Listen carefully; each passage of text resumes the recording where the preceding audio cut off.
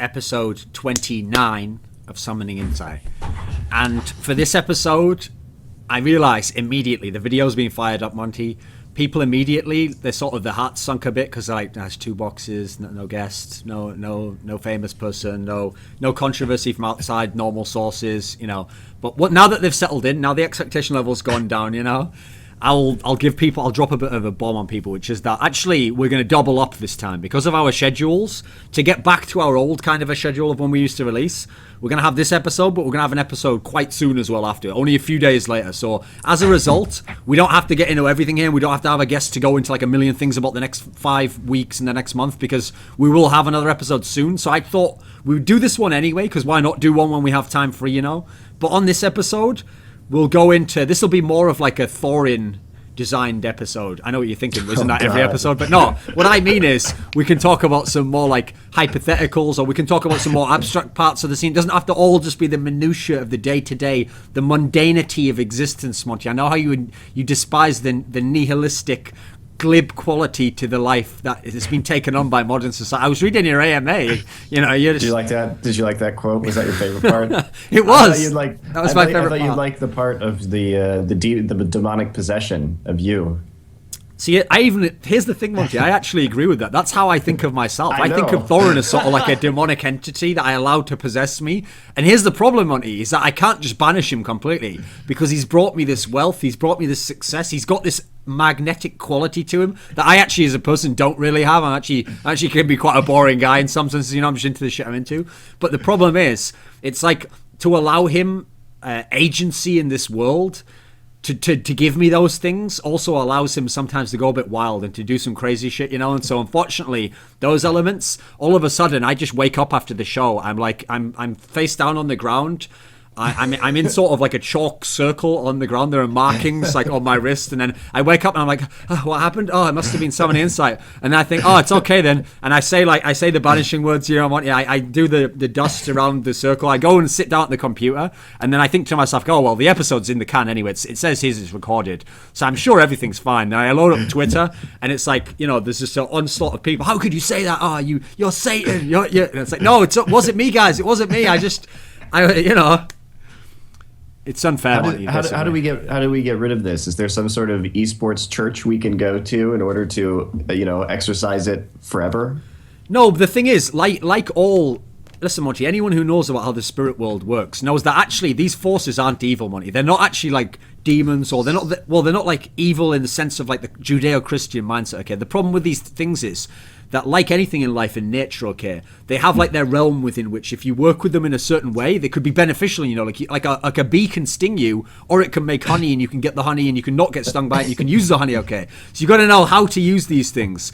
So in a lot of these traditions, okay, the way that you placate these spirits and get them to work on your behalf is you have to give them offerings. Now listen, people are going to think of something really sinister, you know, like a horror movie, like killing a young woman or something. That's not what I'm saying we have to do at all here. Sometimes we can just have offerings of, like, you know, once you give the spirit a chance to have agency in the world, to express itself, sometimes that alone's enough. You know, it wants to like interact with the human world, it wants to be able to change things and play a part, and it wants to have gratitude for doing so. But occasionally, if things get out of control, a way that you can actually sate it is just by blood sacrifice, money. So if a team like TSM is to get brutally slaughtered in the way that they were by Samsung White, then that will actually like placate the demon with a blood offering for a while, you know. I don't think it did. I think you're absolutely wrong. I think that it's more like a shark that comes there when there's blood in the water, because that's what actually happened, right? Okay. I don't know. But I have to say, Monty, that after that second game in that series, I was like euphoric at that point. I'd like ascended to another plane. Like, yeah, it was a beautiful. I can't lie. It was wonderful. And by the way, not just wonderful just because TSM were getting bashed in. That was actually a side point, but also just because it was actually just insane to see the best team destroying any other top team like that. That alone was insane.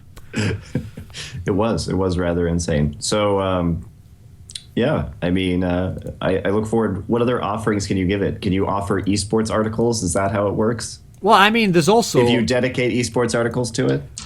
there's also the thing is the demon understands like the concept of power, and it understands like agency and spirit in other beings. Okay, so another way that you can placate gods, okay, is if you give them sort of attention over other god forms, because then they get to be like, oh, I'm still part of the world again, people haven't forgotten about me. So one of the other ways that actually you can handle this, Monty, is if someone like, for example, Impact.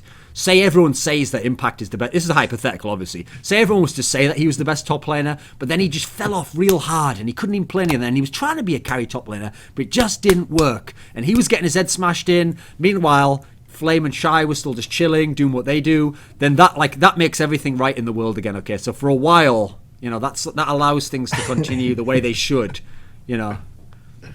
So the key is that is it based in Lord Flame's performance compared to everybody else? To a degree, yeah. I feel like he sets the tone for the sort of world that we're living in, We're living in the flame current. As long as that has power in the world, then I can rest easy, But then when I feel that power waning, that's when I become a violent god, That's when I become like Korn out of Warhammer or something, Like then I need sacrifices and bloodletting, and people are gonna have to die at that point, buddy. Until Flame is back in the OGN finals. This conversation. Okay. I also want to know: does the demon have a name, or is it one of those anonymous demons? That, that you can't. Can you even say the name with the human tongue? I always just thought of it as Thorin. I thought like when I get into that mind state, I get worked up into a thing. So I think actually it's perfect that my Twitter name is like Thorin with 3 O's, because it makes it seem like sort of a demonic, like goetic howl or something, like no one can even pronounce that properly, Monty, because everyone has to just say Thorin, because that's how we would say it. But actually it has sort of like an elongated quality to it, which almost seems to shift time and space around you, and you feel a crackling electricity in the background. A baby cries out as the name is called, and suddenly the night is rent with darkness, and the moon. Yeah, you can see where I'm going with this. I don't think anybody understood what we just talked about right there, except for us. But in many ways, I feel like when you do this show, Monty, I mean, it's called Summoning Insight. I feel like in many ways, you're like a necromancer, reaching out to the spirit world, yeah.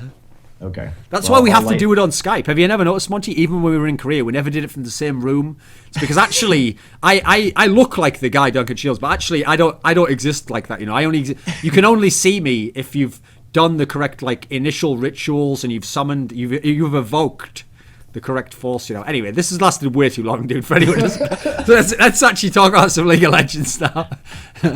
Look, this is where timestamps will be our friend, Monty. So.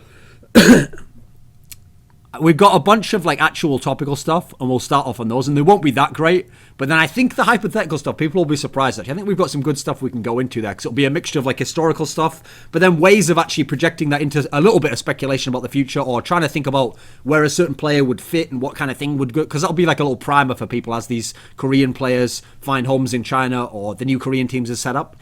So a couple of Western topics. Here's one for you. So Copenhagen Wolves lost Woolite to Roccat. He went over there as their AD carry, and that's obviously tradition, which is if a good AD carry ever joins Copenhagen Wolves, his time is limited. That's joining Copenhagen Wolves is sort of your it's sort of like in boy bands, especially in K-pop bands and stuff, usually actually the one that they get famous in isn't the first one they were in, Monty. They're usually in another one, and what happens is someone really clever manager notices oh, he's actually quite good. The rest of them are terrible. He's quite good though. So if I took him and put him in this other band with this other handsome guy, and then this guy who seems a bit dreamy, and then this guy who has a good voice, usually the ugly one, then that would be a real good band, That's sort of what Copenhagen Wolves is, We're trying to figure out who is the actual talent here, who is going to go on. I see it as just more of a sense of purgatory, right? So, you may have committed some sins, and so then you get on to Copenhagen Wolves, and it's that step of process to getting on to one of the top LCS teams. So you just sit there and you have to pay some penance. It's not quite so bad as hell, but it's still just kind of an insufferable process that takes a long time, where you're just kind of waiting to get out. Yeah, that's the thing, Monty. It's not hell, but Copenhagen Wolves is essentially LCS ELO hell, and the real test isn't how you perform; it's how you perform with how you handle it. Okay, if you lose your shit, if you go too crazy at people, even if you are carrying in ELO hell Forgiven, you're gonna have problems getting a team at that point. People are I don't know if I can work with this guy. He seems a bit toxic. If you can handle ELO hell, if you can play there and you can sort of do what you're supposed to do in solo queue. Like, no, you did a really good job there when like the jungler flashes in and dies under the tower. If you can get that, if you can mind fuck yourself like that, then you get your chance in the top teams, I feel. So anyway, to bring in an AD carry, they've gone with Freeze. Now, a little bit of context, because maybe you don't know this yourself, but Freeze was someone where during this last off-season, his name was one of the ones with all these different teams who were considering AD carries who were at least on the table. I don't think a lot of them tried them because, for example, Curse, like we heard with Forgiven, they weren't actually going to fly an European person out there. They might have taken a chance on someone, but as a result, it's not like you can really get your chance to try it. You can't actually play with it, especially and show, no, I'm the best spot, you know. So I don't think he actually was really going to get in there, but it was potentially within the realm of possibility. There was also, obviously, Fnatic and Alliance potentially. There may be the doors open there. I don't think he was really considered there because they obviously have someone else they have in mind. What was the other one? There was one more. Oh, Dignitas. I believe Dignitas was one where they were looking for AD carry, and so he was at least considered. So anyway, of all these options, I mean, we have to be blunt. Copenhagen Wolves is obviously the worst one, and it kind of looks like, okay, there was no one really left, and he's just thought, well, it is an LCS spot, and there's a chance to play again. I mean, that alone, by the way, if you freeze is good. Like, it's... okay, well, why would I want to join Copenhagen Wolves? You're not very good. Like, I've been in a lot better teams. Well, we're in LCS. No, but I know, but you're not very good, though. Freeze. We have this spot. Freeze, I've got a contract here. This spot guarantees you will play in LCS for this split. I'm in. Just like, you know, I imagine the realization probably hit him of, like, how that works, you know, like... So you're saying I don't have to go through the qualifiers? Not at all, son. You're in already. What do you actually think of Freeze as a player, Monte? I mean, I haven't seen him play in a really long time, so I would be hard-pressed to say, actually. Because the thing with Freeze is, he's a guy where... This might sound harsh because I like him, but some of that whole, like, Freeze curse thing clearly has to be centered around him. Like, it's one thing if you just, like... If a pattern keeps repeating with the same team... Maybe it could be a different player who's doing it, or maybe you just had bad luck or you had the wrong approach. But if it's one player and things seem to follow him around, like some of the Freeze curse thing is a joke, obviously. Like, it's not his fault if fucking like Alexic switched position and then like Nuke got banned. That has nothing to do with him.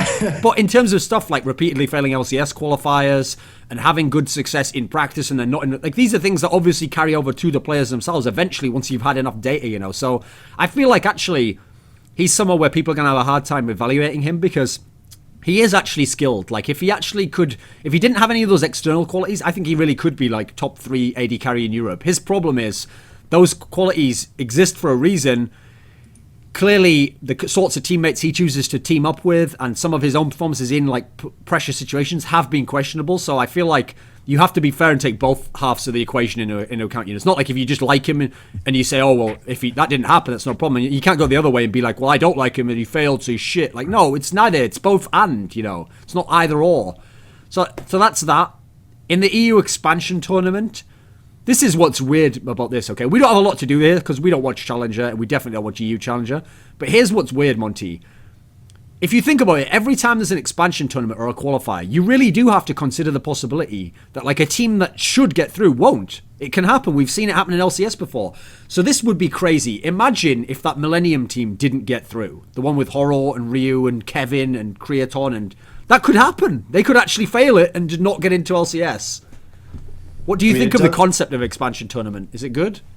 I mean, it's hard to say. I mean, here's the thing about the whole expansion tournament concept. I mean, I think that if we look at the differences between Korea, where things are much more established, and the West, you know, in Champions, the next season of Champions, yes, they're going to the league format, but they're inviting 6 teams, and these 6 teams have extensive backgrounds. You know, they're SK Telecom, KT, NaJin. They've proven that they're very stable sponsors and very professional organizations.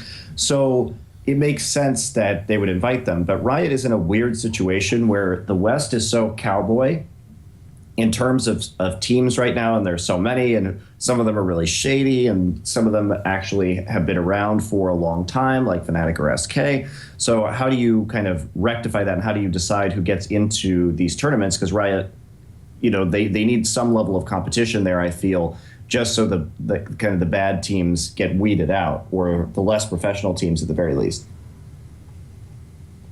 So I understand in that sense the concept of or the necessity, I guess, of a promotion tournament. Having it every season, I don't know about that, but I think you also don't want to give any kind of bad apples too much power in that situation either. What does that mean? Give bad apples too much power?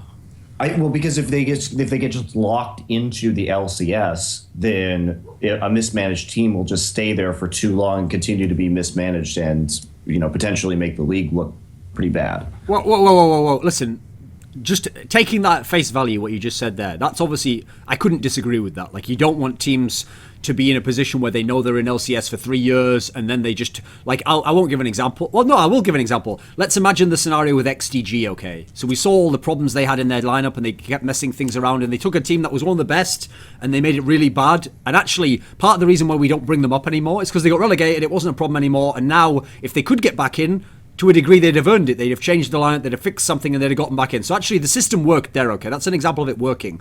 And obviously, if just by making it into LCS, then you got like a guaranteed 2 years that you could be... They could have done even worse. They could have done worse moves. They could have kicked out this player, and they could have really made it a nightmare, okay? Whereas actually, you might have been at that point saying, well, maybe this challenger team here would do better if they got in, So I could, that thing, on face value, I totally agree with you. But when you said that line there, if I think of it in context, Monte, so you said you don't want teams that are mismanaged sort of sticking around, and here's the crucial point, sort of making the league look a bit like a joke, because like it's not, like it's, you can be badly managed and stick around. Isn't there a degree that does exist though, Monte? Like the example I have always given is that I always used to say that old EG lineup with Snoopy and Yellow Pete, their job wasn't to win LCS matches, it was to just win that best of 5 promotion series at the end of the year, and then they just got to have another year of being like not good enough and not even close to competing, but just stick around and use your veteran smarts, use your best of 5 skills, win the best of 5, get back in again. We've seen this with Copenhagen Wolves in Europe, we've seen it with EG in North America. Isn't there a degree to which it does sort of do that also within the current system though? Well, sure, but those teams do have a danger of hitting, if they end up last place in the league, but that hasn't really been too dangerous for them, I would say, because usually there's one team, it's kind of always slightly worse than those guys, so they don't have the danger of like hitting that really scary team that might roll through like LMQ or something like that. I've got an abstract question for you about format. What do you think of the concept that they had in all those past seasons where you actually got to pick who you play out of the challenger scene if you're the team in LCS? We've never discussed that. What did you think? So the team who finished in sixth place literally got to pick who they wanted to play out of the 3. What do you think of that? I think that's reasonable because I think there should be an advantage for finishing in 6th place. I mean, the other way you do that, perhaps, and I think I suggested this on the show before, is that you put all 6 teams, you know what I mean? All 6 teams, the 3 teams that are facing relegation, the 3 teams that are facing promotion, you put them all in a group, you round robin it, and then you like take the top 4 teams and then you put them in a semifinal and a semifinal bracket, and then the top 3 teams, you have the semis, and then those 2 teams automatically advance. You don't even have to play the finals, and then the losers play 1 game or 1 series to get in. Yeah, I love that. That sounds great. You could do, just like I said, a full round robin with all 6 teams, and then break it the top 4 into best of 5 brackets.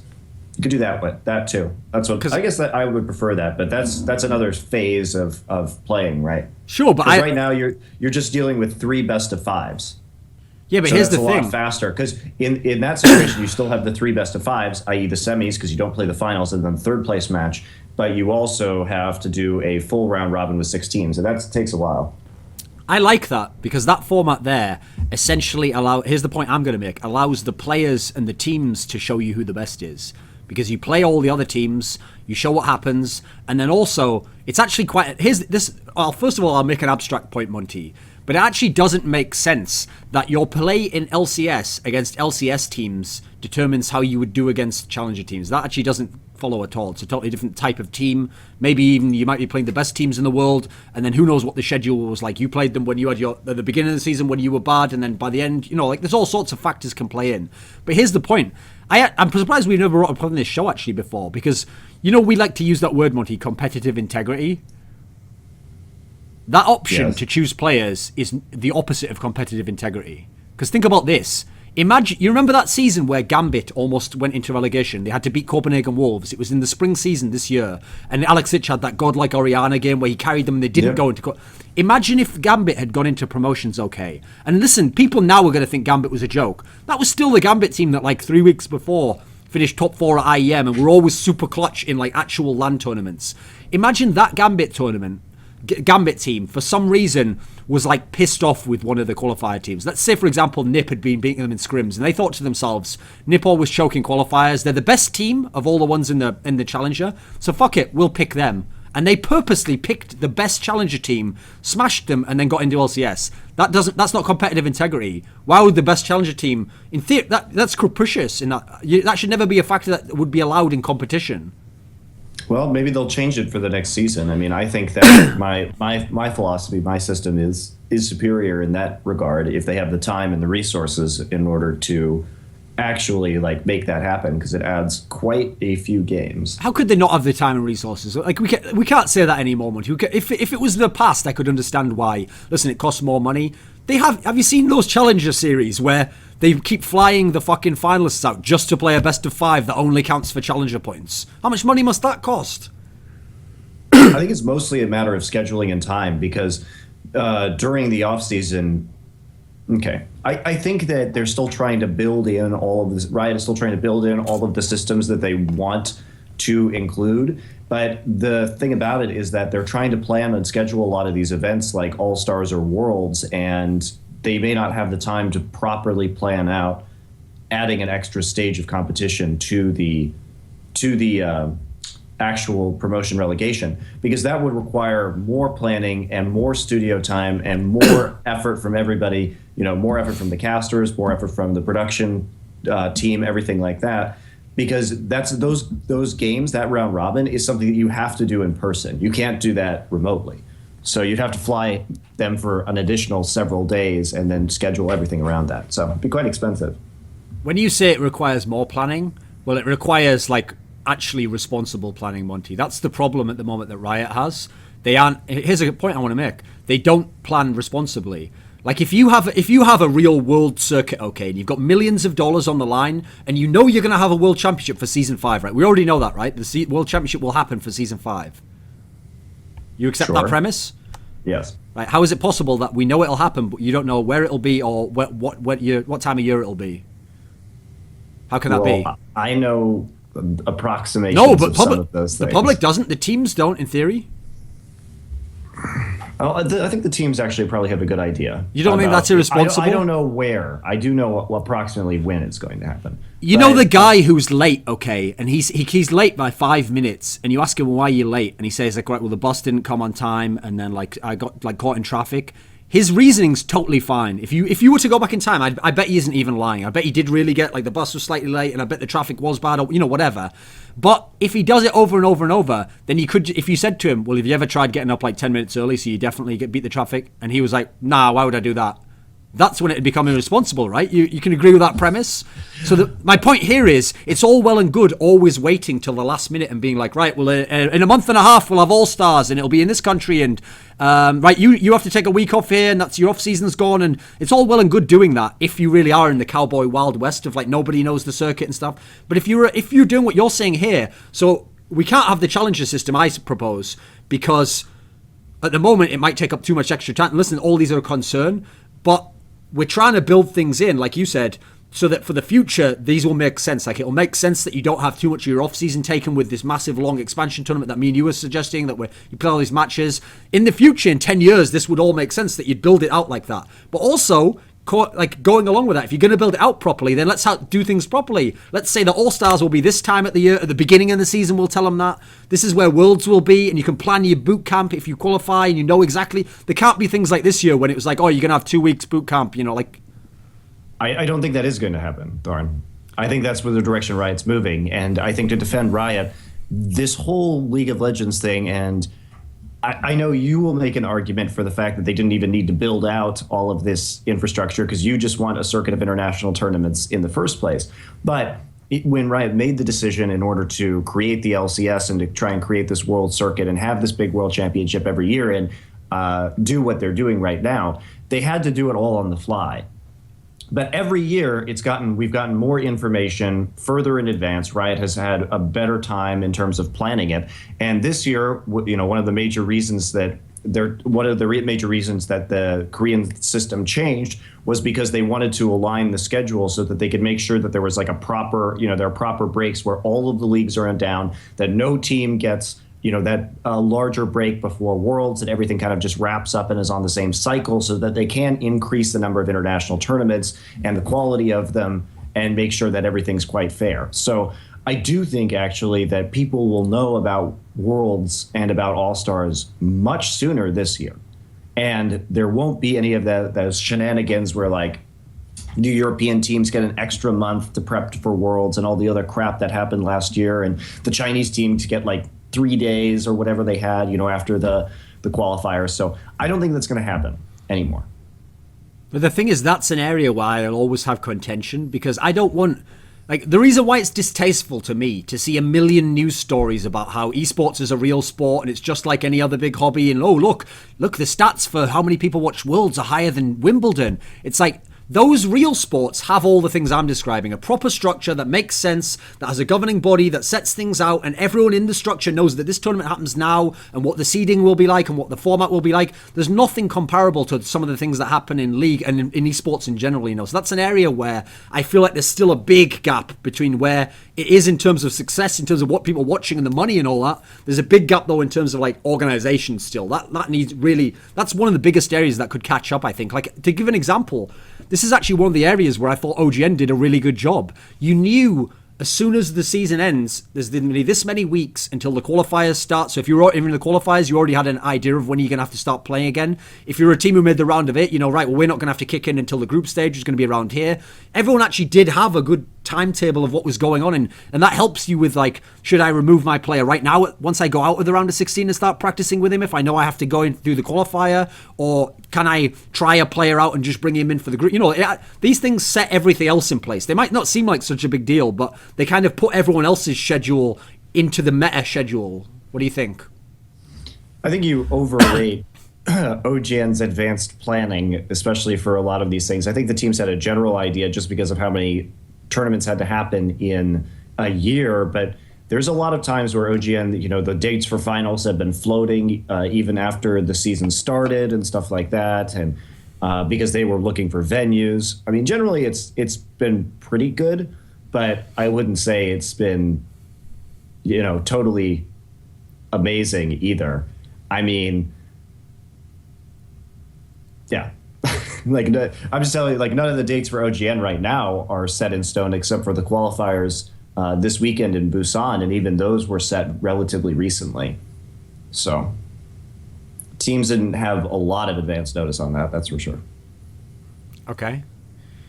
Right. Let me think, what should we talk about now? We can talk about Korean qualifiers for... Okay, what did you think of that? Well, I don't know. I haven't seen them. Nobody saw them. But we can talk about the teams that are going to Busan.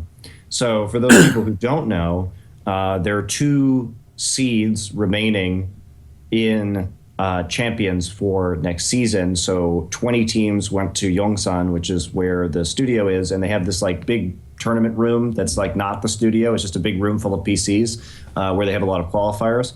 So all 20 teams, they played in groups there. And the top team there were 4 groups of 5 teams. They played round robins. And then the top team from every group is going to Busan, and they will duke it out for slots in champions over this weekend, 2 days. So the teams that are going are Prime, the Huya Tigers, that new team that we can talk about. Yeah, ex-NaJin for the most part, ex-IEM.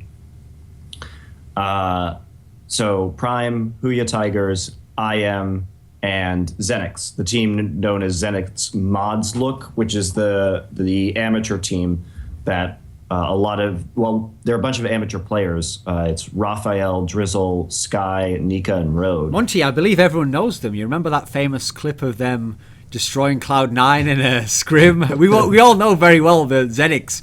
No, that is the team, though, I think, that was the one that were in that leaked scrim, I think. Yeah, and they're the ones that I've said. I think I've talked about them on this show before. I don't think so. I can't remember. Okay. I haven't talked about them on the show before. I don't think so. Really interesting team. They started out. They really made the most of their time scrimming with a lot of the foreign teams at Worlds. Like they put in a lot of effort over the course of the off season. CLG, we were one of the first teams that started scrimming, and it was like playing against the board, right? So we'd set our phasers to kill, and like we take them out for a couple games, and then they would just absorb it and keep walking at you, and then they'd assimilate you and use your own technology against you. So we would play certain strats. Like they weren't playing a lot of Nidalee, and we would have these comps that we would use, and they would die to them at first, and then like the next day we'd scrim them again, and they would use those comps and just kick our ass with them. It was pretty impressive, actually. And their top laner Sky is really good. I heard from the Xenics coach that like adding him was kind of the missing piece of the puzzle. He's their primary shot caller and stuff like that. So what happened was CLG left. They were a very good practice partner for us, and they got a lot better over the 3 weeks that CLG was in Korea. So then fast forward a couple months, and all of the teams come to boot camp in Korea. And Xenics is super excited about this, and they start scrimming Alliance, they start scrimming Cloud9, they start picking up as many scrims as they can. And you have to remember that during this period, a lot of teams just weren't scrimming. Like a lot of the Korean teams, because they were eliminated from Worlds, like SK Telecom, the CJ teams were off doing whatever. So there were very few teams, Korean teams, to actually scrim with because everybody else was on break. So Xenix was just sitting there taking all of these scrims while everybody else was chilling, not doing much, taking their vacation. And they got a lot of scrims in with pretty much all of the Western teams that were in Korea. So what's interesting about Xenix is that this is a team that was not getting scrims with Korean teams that had a lot of raw talent.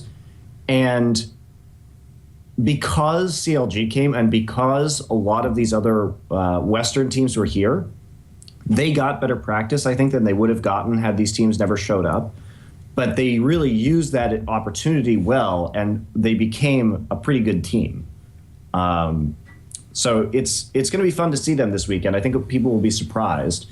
And that's what was so funny to me, was when people flipped out about that Cloud9 scrim getting leaked. They're like, oh, man, Cloud9's just getting, they're getting shit on by this terrible Korean team. What's going on? I'm like, no, that team is actually, I would say at the time of Worlds, they were probably a top 8 Korean team, hovering somewhere in the 7 to 10 range probably.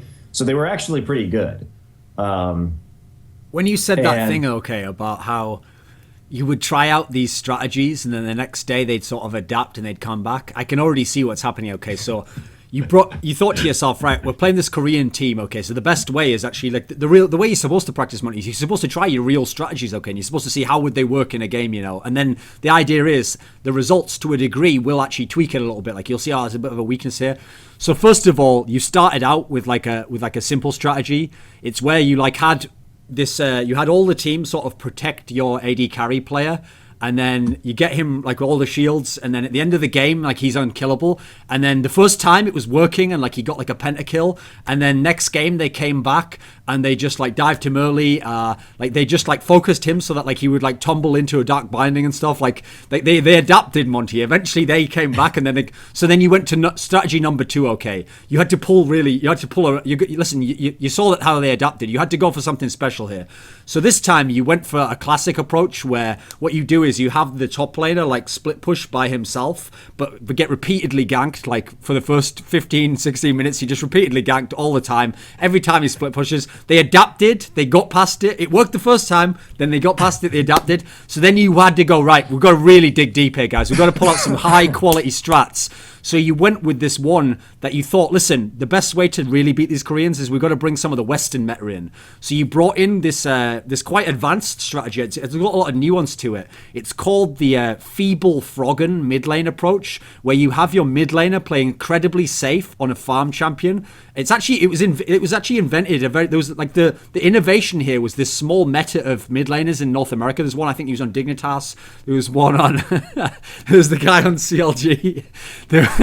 you can see where I'm going here, and then eventually they adapted to that as well. So at that point, you were like, listen, we've done them all. Those are all of our best strats. That's all I've got for you guys. Like, it's almost like you've read the CLG playbook. If you can beat us on that, then you really are just a top 8 Korean team. Like, I can see where you came from here, Monte. No, I'm not just using the CLG scrims. FYI, I'm also talking about all the other scrims that I saw of them later on. But yes, but they are going to be a pretty interesting team to watch. So I assume them and the Huya Tigers will be making it out. Who are the best players on their team? Who are the stars that we should look out for? On who? The Xenics modlook. Oh, Raphael, their mid laner, and Sky, their top laner, I think, are both really good. You don't just have some sort of bias towards him because of his name. You want him to be really good. Sky or no, Raphael, obviously. Well, Sky, is a Warcraft 3 caster, so I could have bias that way too. So Sky's the top laner? Yes. You know how sick it made me feel when I read your AMA and you were like, look out because Sky's going to be a good top laner. I was like, that better be a typo, motherfucker. That better be a typo. Okay. No, Sky is definitely on the up and up. That just set up my question here, Monte. A classic Thorin X versus Y. Are you ready? Next season of OGN, who will be a better top laner? Shy or Sky? You want to be bold here? Come on. No, I haven't seen either of them play recently enough to say that. It's been months, so. You really think Shy's going to have changed in the last 2 months? No, Shy will probably be better, but we'll have to wait and see. Shy may not even be playing in the same. He better league. Fucking not be. He better be riding that bench team. That's all I'm going to tell you right there, boys. If he isn't, if you think you've ever seen me melt down on this show, just wait for the episode where it's announced that he's not the starting top laner for CJ. Shit's going to go down. That flame is not that Shy is the starting top laner. That'll be the end, bro. You know the sad thing, actually, just as an abstract point again, there's a degree to which I wouldn't have actually been that sad if Flame had gone to to China rather. I mean, it would have sucked if he'd been in LPSL and he wasn't in proper LPL. But there's a degree to which I probably could have gotten enjoyment out of just seeing him beat up some of the bad Chinese top laners. Like, I probably could have enjoyed that a little bit. It would be like a vacation from the shit I've had to put up with the last year. Not least because, dude, they don't even have junglers in China. That's the dream right there. You can go 1v1. They don't have many good top laners, and they don't even have junglers. Isn't that what? They've eliminated the jungle position. It's Flame's playground. You know when Flame and Soaz say, like, well, if it was 1v1 and there was no jungle pressure, it's like, yeah, but there is, though. No, come to China. Come on. Have a good time. Hey, Clearlove's one of our best players. Come on. He's just farming all day. They'd be loving it. I think Save and Flame should go to China. We figured it out. Unfortunately, the Korean junglers might be following them over there. Yeah, that's the downside. See. It's like, no, dude, that would be the ultimate burn. Like, I get told in the off-season, like, yeah, Flames joined, like, an LPL team. Oh, cool. Like, I see all that stuff. And then, like, they're like, the starting LPL rosters are announced. Kakao, Dandy. Just like, what the fuck? Like, this is who we came to get away from. What's going on here? Also, Ambition will be on the same team as Flame in China. Well, also, here's what I wouldn't have been able to handle, Monte. I don't think I could have handled if people were like, I think Koro's better than Flame. But wait a minute, doesn't Koro play with Kakao? That's irrelevant. He's a better player. Look at his score. His win rate's better on Chivana. It's like, it'd be the same shit all over again, dude. Like I was already been battling this mentality. Okay, so you picked Sky there. Sky and Raphael. And the Huya Tigers, for those of you who don't know, it's a bunch of NaJin players. So list them off. From various time periods. It's Gorilla Prey is making his glorious return. Yep. He was pretty bad when he left, so we'll see if he's actually gotten better, if he needed that break or not. Kuro, who is good. They've got Lee. Kuro was on Sword, yeah? Kuro was on IM. IM, that's right. IM2, was it? Yes. Yeah. But he's bounced around to several teams before, but that was his last team. He was on Sword. Yeah, he was on Sword previously. The last one. Yeah. Yeah, with Lee. So they brought the jungler, the last Lee, the last Sword jungler over. And then they have Smeb from Incredible Miracle. A jungler just called Lee? You mean Amazing was playing over in Korea? And jokes aside, keep going. So they brought Smeb, who was actually like a touted challenger top laner, yeah? Well, no. He was IM. He's been on IM forever. He hasn't had. Okay, here's the problem, Monty. I always think of NLB as challengers. So since those teams used to go straight into there, I used to think that's the only way I used to watch them. Was in that fucking bashing heads in the bad parts of the NLB tournament. Okay, so he's been a pretty bad top laner for a while, like pretty bottom of the barrel in terms of Korean pros. So I'm a little curious as to why they would pick him up. He did have a solo kill on Impact in the last season of Champions, which was impressive. So maybe he's getting better, but for the most part. See, that's the one area, Monty, where I do agree with you. Like, the problem with OGN is that if you didn't make the round of 8, then you did only play a couple of games, really. And so it's hard to have, like, a good set of data on how good the player is. And we've made the comparison for the stars in the past. Like it did feel a bit unfair if you're like Mac Noon and you have to change mid lane and you basically get, like, 6 games. And if you fuck it up over the 6, you're done. That's it. You'll never get... Like, think about, like, a real example here. Think about when Voyboy switched to mid lane. He not only got an entire split of 28 games and then the playoffs, but because he was on Curse and he was a big name, they gave him the next split as well. And actually, he did get a lot better. He did improve, and he finally had a place within the team where they could build it around him. Whereas, if to give the example, if he did done the same as what Macnoon did, and he was in OGN, he'd have 6 games to get good before the playoffs. Like, it'd be over crazy, at that point. The expectation. And also, Macnoon didn't even have 6 games because they were swapped rotating him out. with Gank by Mom and Rapid Star at the time. So he didn't even get that. You know what I mean? He had like... I think it was 3 or something, wasn't it? 2 or 3 games. Yeah. I think that sounds about right. And then he had, to be fair, he did have IEM Singapore, I think. The one where they lost to IG, The one where they lost to IG, yeah. Yeah. Okay. Well, first thing we have to talk about with that team, Monty, because people are going to think, wow, they're really scraping the barrel here. Like, they're talking about the challenger scene in Korea. No, let's not get crazy here. This Gorilla Prey bot lane, even if Prey isn't the old Prey, that bot lane has the potential to be one of the best in Korea and the world. Gorilla is, like, he's at his peak right now, right? And you have to remember that Gorilla played with Zephyr, and I'm pretty sure that Prey is going to be better. It's going to be much Zephyr. better. And crucially, that's the key thing. Gorilla really was another player who was like in a bit of a prison. Because actually, if you look at Gorilla's style of play, he actually likes to play aggressively. But with Zephyr, it was that old Lost Boy in Captain Jack world where like you have to just keep this guy safe. And the aim is to get him vaguely with some items so you can have an impact in the team fight late. So actually, I think with Prey, remembering what Prey used to be like as a player, be ideal. Not only that, if you think about it, they even actually share some of the champions. Like, Prey is obviously famous for his Twitch, which is like all Zephyr was playing at the end. That used to be like 24/7. So I think this could work. I think this could be really good, actually. And crucially, it gives... Having such a good support player gives Prey a chance to get back into the top level, you know. Right. And he doesn't have to be great for immediately. Even when Prey wasn't looking so great right before he was cut from Sword, he was still drawing Twitch bans because of how good his Twitch was. He could only play Twitch at that time, but it was good. Well, that's one more champion than Zephyr. Hey-oh! No, anyway, jokes aside.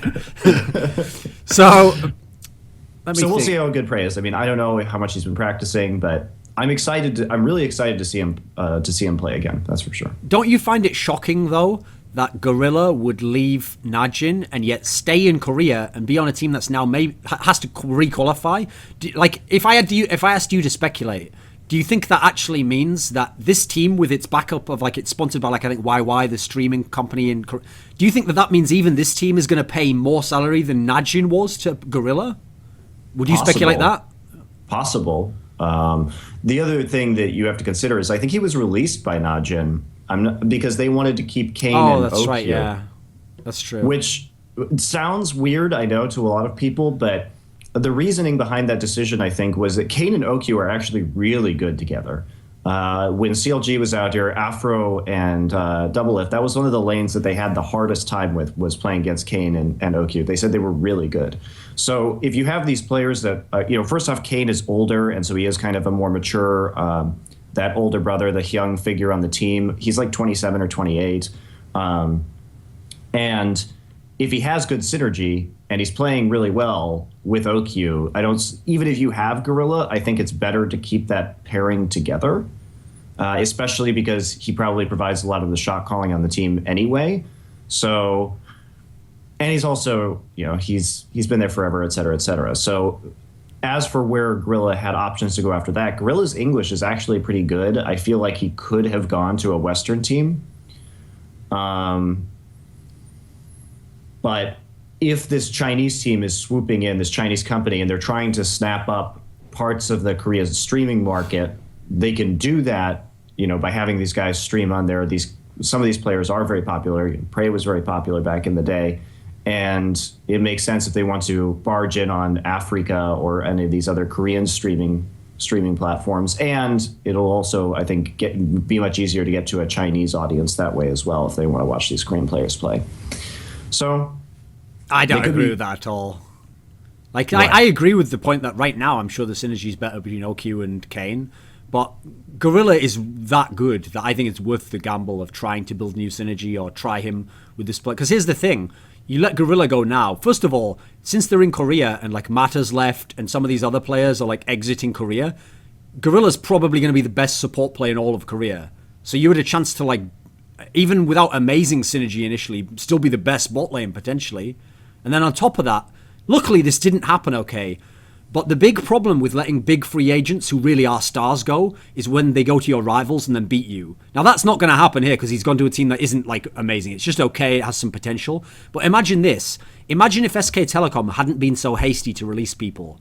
If they'd know what they know now, they could actually have just kicked Bengi, kept Piglet, gotten Gorilla, and then gotten a fucking jungler. And then their team now would be like, holy fuck, like, Yep. They really could have. They could have just fixed it completely. Right. And Swift is still out there on the market somewhere. I'm just waiting to see where he ends up going. I mean, we really don't know very much about what the Korean team rosters are going to look like yet. So, like, I actually, and they still could. We don't know where a lot of the Samsung players are going. Like, the funny thing is, I was one of the people who was quite critical of Gorilla. In fact, I think we talked about him on the top 20, where I said, like, I had him at the bottom of mine, but I wouldn't put him highly, because I said, I do think people overrated him because he just used to play Thresh all the time, and he used to be so good on it. And part of the reason he used to get Thresh is because the bans mainly went to mid lane and top lane, so he had a chance to at least play it sometimes. And he was godlike on Thresh, but the difference was back then, if you think of the OGN, the run they did in spring where they went to the final, actually he was mainly just only one of those Thresh gods that's just like okay on the others or just good on others. But when he added in that Janna, that really took his shit to the next level. At that point, he really became quite good. And then you add in like someone like Nami as a third pick. Now he's starting to get into like really good territory, like world class level player, right? Oh yeah, absolutely. I think he definitely is a world class level support player. And as I'm just telling you what I think NaJin's decision making was. Sure. And okay. I understand why they would make that decision. I'm not saying I would make that same decision. I agree with you that it's worth just lowering synergy for a little bit, but I do understand why they would make that call. So I think the Huya Tigers are going to be pretty good. We'll see exactly how good. I think Kuro has always been very determined player. He's been a really solid mid laner, never top tier, but definitely reliable and consistent. So I'm excited to see what he does. Lee, still a pretty raw jungler. And then Smab, I don't have a lot of confidence in at the given time. The IEM roster, I'm trying to remember who's on it. It's a bunch of... No. The Prime roster is a bunch of old IEM players like Bori, Tai, etc. And IEM is Tucson, Wisdom, Lilac.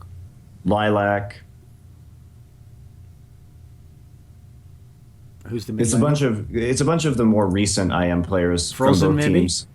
Frozen's on there. He's the good one. He's good. So we'll see about that. So let me get trying to find Lilac, Frozen, Wisdom, Sonstar, and Tucson. Okay. I mean, most of that's kind of whatever. Lilac playing top lane. And Frozen has shown some flashes of brilliance. I mean, he pretty much hard carried IM number 2 against Samsung Blue in the group stages of last season of Champions, and he played Lux, and they won. So, and then he had that game where he murdered the other IM team with Syndra. With Syndra, where he had like 20 kills. Well, maybe not 20, but he had a lot. He had a lot. No, I think it was like 20 or something. It was like something 20. It was insane. It was really a lot. So yeah, that was very interesting. So I think he's a really good prospect. I anticipate even if IM doesn't make it in, which I don't think they will, that another team's going to pick him up pretty quickly. What's funny is, now I think about it, the league format in Korea, listen, it sucks for me because I like to watch tournaments, I like to watch a lot of playoffs and all that sort of thing, but one upside of it is, it actually might offset the fact that all these other all the stars left, because it means that you'll get a ton of games for all these guys who have potential to show if they do or not. And after like 10, 15 games, in theory, it means that the top teams, if they then want to poach those players, will know who to go, So actually, it's a way for the top teams, to, like a Samsung-type team, to very quickly replace the talent that you don't have right now, potentially next season or down the road before next Worlds, It actually, in theory, should cycle the best talent up the ladder, if you know what I mean, faster, whereas before, there was more of a gamble element to it. That's why actually a lot of the stars were retained, for a while, if they had anything left in the tank, basically. Yeah. So the prime roster is Zest, and no, that's not the StarCraft 2 player, Smurf, Tai, Bori, and Habum. So Zest and Habum are new, and Smurf, Tai, and Bori are kind of old IM cast-offs. So we'll see. We'll see how it goes. This segment... And, hold on, I want to talk about the format. Okay. So the format is the first match. It's basically it's what you would expect. What they do in Korea. It's a dual tournament format. So what's going to happen is IEM's going to play Xenics, Huya's going to play Prime. Then you have the winners match, and that's the first day. And then the second day you have the losers match. Loser automatically goes out. The winner. Wait, this is not what I thought it was. Hold on. The suspense. The suspense as I figure it out. I mean, I, for one, look forward to the day that Riot can come and help Korea fix this part of their structure as well and sort of civilize these savages and bring them Jesus, because they're still using double elimination. Come on, that doesn't even work. It's not a good system. Not on my watch, says Nick Allen / whoever else. Actually, I don't know why people always blame Nick Allen. I don't think he makes like half those decisions. But anyway, he does not. That's ridiculous. Dude, he's like the fall guy who that when. No, it's just his job to announce that stuff and deal with the fines. That's just his job. It doesn't mean he's making all of those decisions. I mean, that's who knows who's making those decisions actually. But the Illuminati. It's probably what the Illuminati. The Illuminati, the Riot Illuminati. Yeah. But it's definitely not all his call. Follow the money, Monte. Where was the money going? That's where he find out where the real power is. And then I just get up and run off a bench in like Washington Park or something. And you never hear from me again. Well, I don't know what's going on because I'm looking at this on the site right now. And imagine if we had a feature on our show where we had like a blacked out screen and like a voice changer and some guy coming on like, Riot's trying to fuck up Korea. like a 60-minute style where they can't reveal their identity. That would be so hype. That would be great. Well, I'm not sure what's going on here because the 5th and 6th matches are not what I thought, because you have the winner of the winners match playing in one of those matches, which isn't a dual tournament system. So I think the viewers have lost the will to live on that topic, so we're gonna keep it progressing onwards. So even though we did a bit of Korea there, let's talk about the other stuff that isn't about Korea, because I want us to get like the interesting stuff about Korea the bit later. So 2 other factors. One is that the teams were announced for San Jose, IEM San Jose. Okay. So the teams that were invited were TSM and Alliance. So those invites seem fine. I mean, those are like 2 of the best teams. Those are the 2 teams who won their regions in LCS, so it makes sense. And obviously, you've got the best Western mid laner of all time in Bjergsen, and then you've got this young up-and-coming guy who's still got a lot to prove because he just lost to Kaboom in 1 match. So, quite frankly, I feel like he hasn't shown his... The guy called Froggen, second best Danish mid laner. And then we got the two teams who were voted in. Was it really only 2? Okay, Cloud9 from America. Which is another one of those weird teams where it's hard for me to know how to frame Cloud9 because I was reliably informed for so long that they had like the best player at every single position, but then somehow they didn't win the league, and so now I don't understand what's going on. Their best player every position. What's going on? I mean, Sneaky's got the best mechanics. Lemonation is probably the best Thresh in the world. High is like a very consistent mid laner whose mechanics improve with every single division that he moves up in Korean Challenger. Korean solo queue, I fucked the joke up there. God damn it. No second takes. Keep going. Balls is the best top laner forever, every single minute of the day, except when Darius has a good game, in which case we all circle jerk and say that we all thought it was Darius all along. Meteos is good and possibly, I won't even make that joke, but he likes to get like the mid laner. So the other team who are invited, little joke there, see if you can figure that out. The other team who was invited, the European team, is Unicorns of Love, the top team in Europe. Now, I'm just going to put this out there. I do realize Unicorns of Love have a cool name, okay? And so since they're a challenger team and they have a cool name and we haven't seen a lot of them play in LCS, maybe, if I'm being really reasonable, people are just that excited and they want to give them a chance to play at a big tournament. And who knows, maybe it's even one of those things where like there's a bit of hype building, like, oh, are they going to be like the Quantic of Europe and become like the next dominant team? I'd love to believe that was what's going on, but I actually think people just purposely trolled and didn't pick SK Gaming, which would have been a great team to see the new lineup of, and instead fucked with us and voted in a shitty European team so that now TSM and Cloud9 can beat them and they can be like, in Season 5, NA over EU confirmed. I think I can already see where this is going, Monty. What do you think of this 4-team setup at the moment we've got? I think it's really weird that Unicorns of Love was voted in, but at the same time, there was a lot of people didn't know who was going to be on a lot of these teams at the time, because like the possibilities for voting were Super Hot Crew SK, Unicorns of Love, and Copenhagen Wolves, and a lot of these rosters were kind of up in the air. I do agree it's odd that SK Gaming couldn't actually manage to overcome that vote, but I think people just like trolling, I guess. I think there's also, yeah. I mean, it's good for Unicorns of Love to get some good practice in before the LCS starts, but I will also say, by the way, that it's not actually IEM's fault that the vote is a bit dodgy and that the lineup has like the Unicorns of Love might be terrible or whatever. Because here's the factor that goes in favor of IEM, which is that basically, as a tournament, all they can do is schedule the tournament, announce when it is, invite teams, and then play the tournament. That's all they can do. They can't control how good the teams are, what the team's lineup is, how the team plays in the tournament. So unfortunately for them, they're just a victim of the off-season, where you've seen most teams, even with all these roster rumors swirling, most teams haven't announced their players. Even all these Chinese ones we've heard.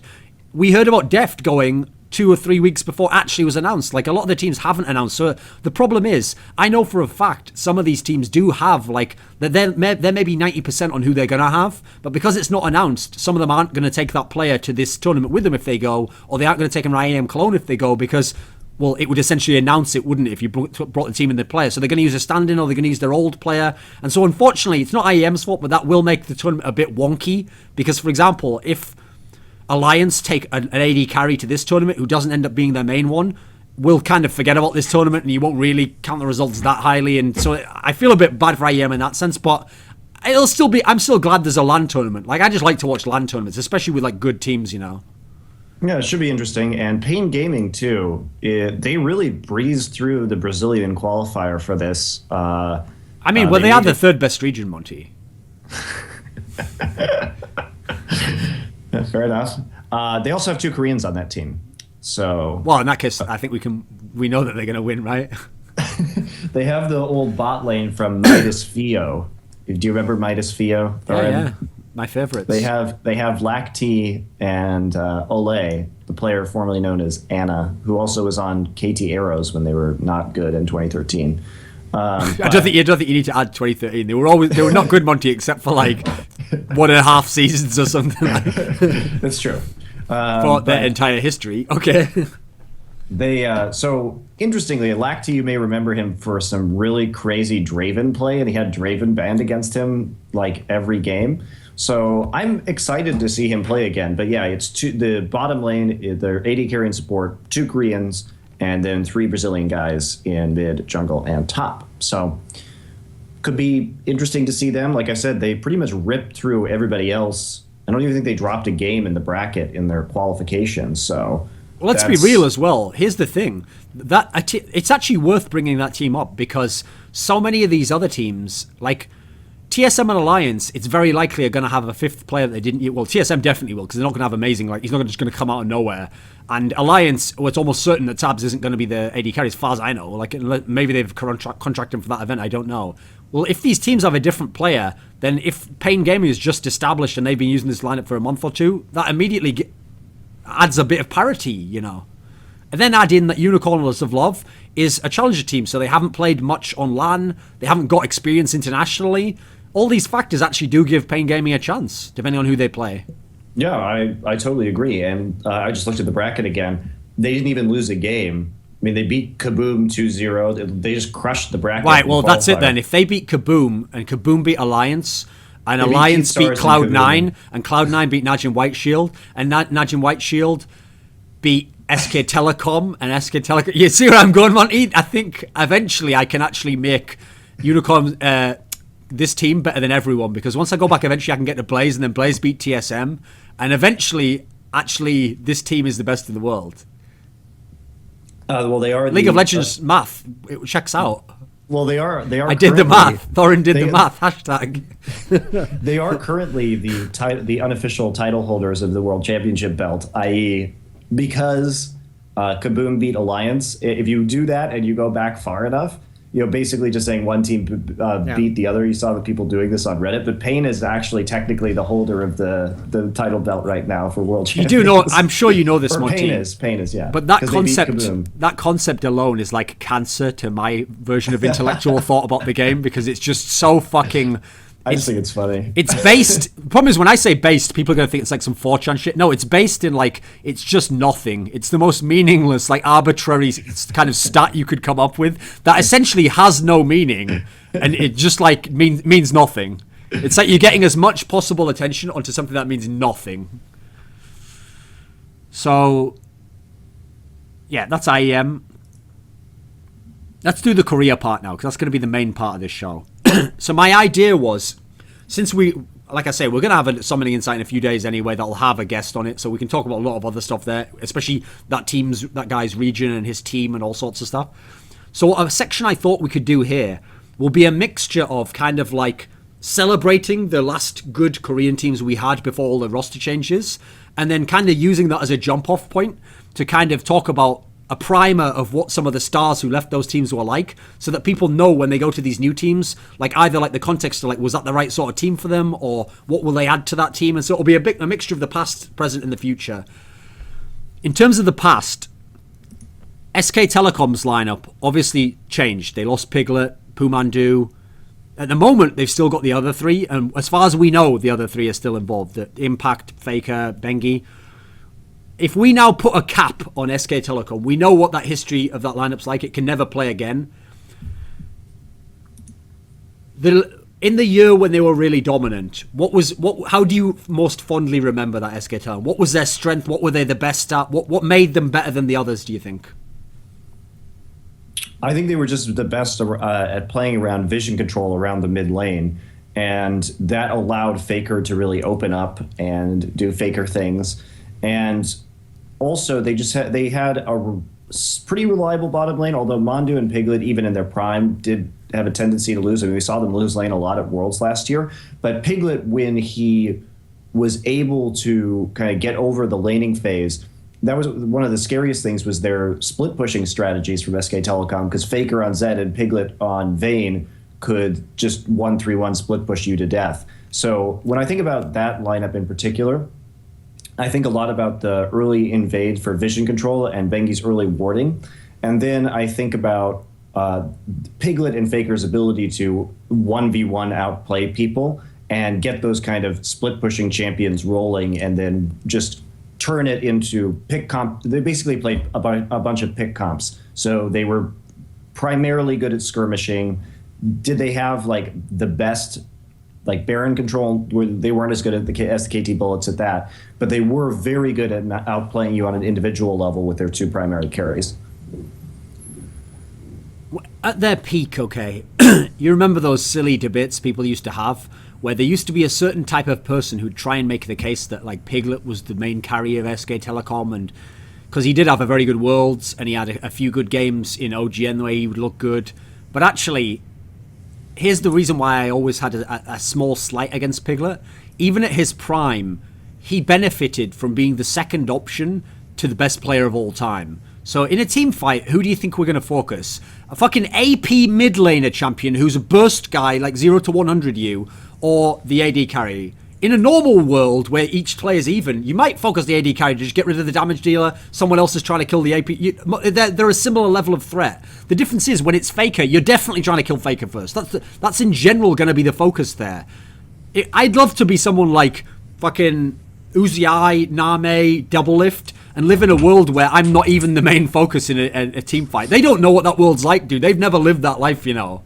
Piglet was living a charmed life in that sense. Now listen, he was really good as well, and within that role he was awesome. Obviously we remember him, like he did basically carry the final of Worlds. Like in that particular matchup it allowed him to carry it, but let's not get silly. He wasn't like the best player in Korea or anything. Like that's going a bit too far with that comment. Even at their best, what's funny is I say this all the time, Monty. You know what? When I made the case after Worlds that actually if you looked at Alliance, even in their wins, you would see the problems that would eventually manifest in the losses. And both ways, you know, you could see when they won and lost exactly the identity of who they were as a team. It was actually the same with SK Telecom. Even at their peak, at their most unbeatable, the seeds were still there for how they might lose one day. Like if the jungler drops off, well, immediately there's some of that aspect of the game gone. Now the entire game isn't just based around picks, which their vision control helps them with. Now people really can, once the other people drop off a bit, now suddenly you can sort of just focus Faker and try and shut him down because it's not like they're just going to go off. You could kind of see the seeds there. We just didn't know who could do it or how would you be able to do it or what team could possibly match them, you know. Yeah, and not only that, but the losing laning phase ended up becoming a really big problem for their duo lane as it was. And you could already see those seeds kind of there as well, even at Worlds last year when they were very dominant. I mean, listen, in hindsight, it's very easy to say this, but I was actually quite sad when I saw how Shield lost to OMG, that Shield went instead of SK Telecom. Because listen, Shield played much better in that qualifier, but I actually think against international teams, SK Telecom would have been a better suited team. Because when SK Telecom got behind, especially in the last year in Korea, where they were always going to lose to the elite teams, so they knew like there's a chance like we're not going to win this game if we let them be ahead. They would be the team where they'd be like, right, well we're behind initially, we've got to make that like big ballsy play at like 16 minutes that potentially can break the game back open and give us a chance again. They would have done that. Whereas actually if you saw Shield, if Shield got behind, they were like old school players, like batten down the hatches, it's a siege mentality, we'll starve them out before we do. Like they would just go super passive, which actually sucks to watch. Like a team, I've always said this, when a team wins that from that impossible scenario, Blaze and Shield style at 50 minutes, it feels amazing. Like, wow, how did they win that? When they lose, it's the least satisfying loss to watch because it takes 45 minutes to gradually get choked to fucking death and die without even having like a fight back because you just gradually choked out with like a pillow over your face in a hospital bed somewhere. Like sleep. It's like the least satisfying game to watch, you know. Whereas at least SKT would have made it ballsy. There would have been like some OMG style shit where you make a play happen, you know. That would be fun to watch. Because 9 times out of 10 in the hospital bed scenario, you know, the person's just flailing around and they don't find the scalpel or the syringe on the stand that, get back. But and also, 1 time in 10, it's really exciting. Now that we know what we know about the groups, they also would have been in a group with Cloud9 and Alliance. Oh my dear, that would have been amazing to watch. Yeah, it would have been fun. That'd be fucking awesome. And by the way, that even means Cloud9 would have had a legit chance to maybe win a game off fucking SK Telecom. So that would have really looked like an awesome step up from their international troubles in the past and really prove themselves. Yeah, that would be sick. Now, obviously, that's we'll just exit Thorin hypothetical world again for a second. There, none of that actually happened, Monte. I think the other advantage is that SK Telecom has deeper champion pools than NaJin White Shield did. We'll never know how they would have done. I think NaJin White Shield, based on their performance in that qualifier, definitely deserved to go, but they did. Shield didn't bring anything new to Worlds at all. No, well, that's the problem, though. When you look at it, they really did ride the meta into Worlds because they were the first to get the Janna pick into the game And that's what helped them dominate the fucking qualifier. Yes. Then on top of that, Zed came back at literally like, dude, didn't Zed come back something like a week and a half before the qualifier? It's like someone, you know the joke about how like Uzi and Royal get a buff before Worlds. It's like Riot actually just are big fans of Shield, and they were like, we really don't want Faker going again. Like he's making us look bad. Like let's get this Shield team. What do we need? Like Morello was like, what do we need to get this team in? Well, we could really do with like Nidalee, weird AP Nidalee top lane, like Zed mid lane. Maybe Janna, like, oh yeah, we've got it all sorted there. Twitch is back again for some reason. So okay, that's the SK Telecom team. I've got a question for you. Does the way 2014 went at all sour any of your ways of thinking about SK Telecom? Like was it always inevitable they would be overcome for the same reasons they were? Could they have kept it together a bit longer and been more competitive? What do you think of the way it ended, you know? I think that they were, after Mandu took a break, that they shouldn't have taken him back, and they should have helped work with Casper to develop him as a player. And I think that was one of their biggest problems. Why do you keep calling him Casper when his name's Peekaboo now? Are you like a hipster, Monte, or did you just forget that? His name's not Peekaboo. It's not the same guy. Is it the other way around? No, they're not the same person. Let me think. It is. It was the same person. No. Look it up now on Leaguepedia. They're not the same person. I guarantee you they are. They're not. I'll Google it myself, motherfucker. Let's see. I'm gonna find this. Let me see. He was Ice Bear on the Ice Bear, that's right, yeah. Oh, that's right, yeah, I've mistaken it. It's Ice Bear, that's right. I don't know why I got that wrong, actually. Yeah, Peekaboo He was on though. Xenics. He was an alright player. He's really young too. He was 15 when he was playing. Something really ridiculous. He was always like touted as like he's going to be the next talent if people get him, but he never got onto a really good team with a good bot lane, so he never really got that chance.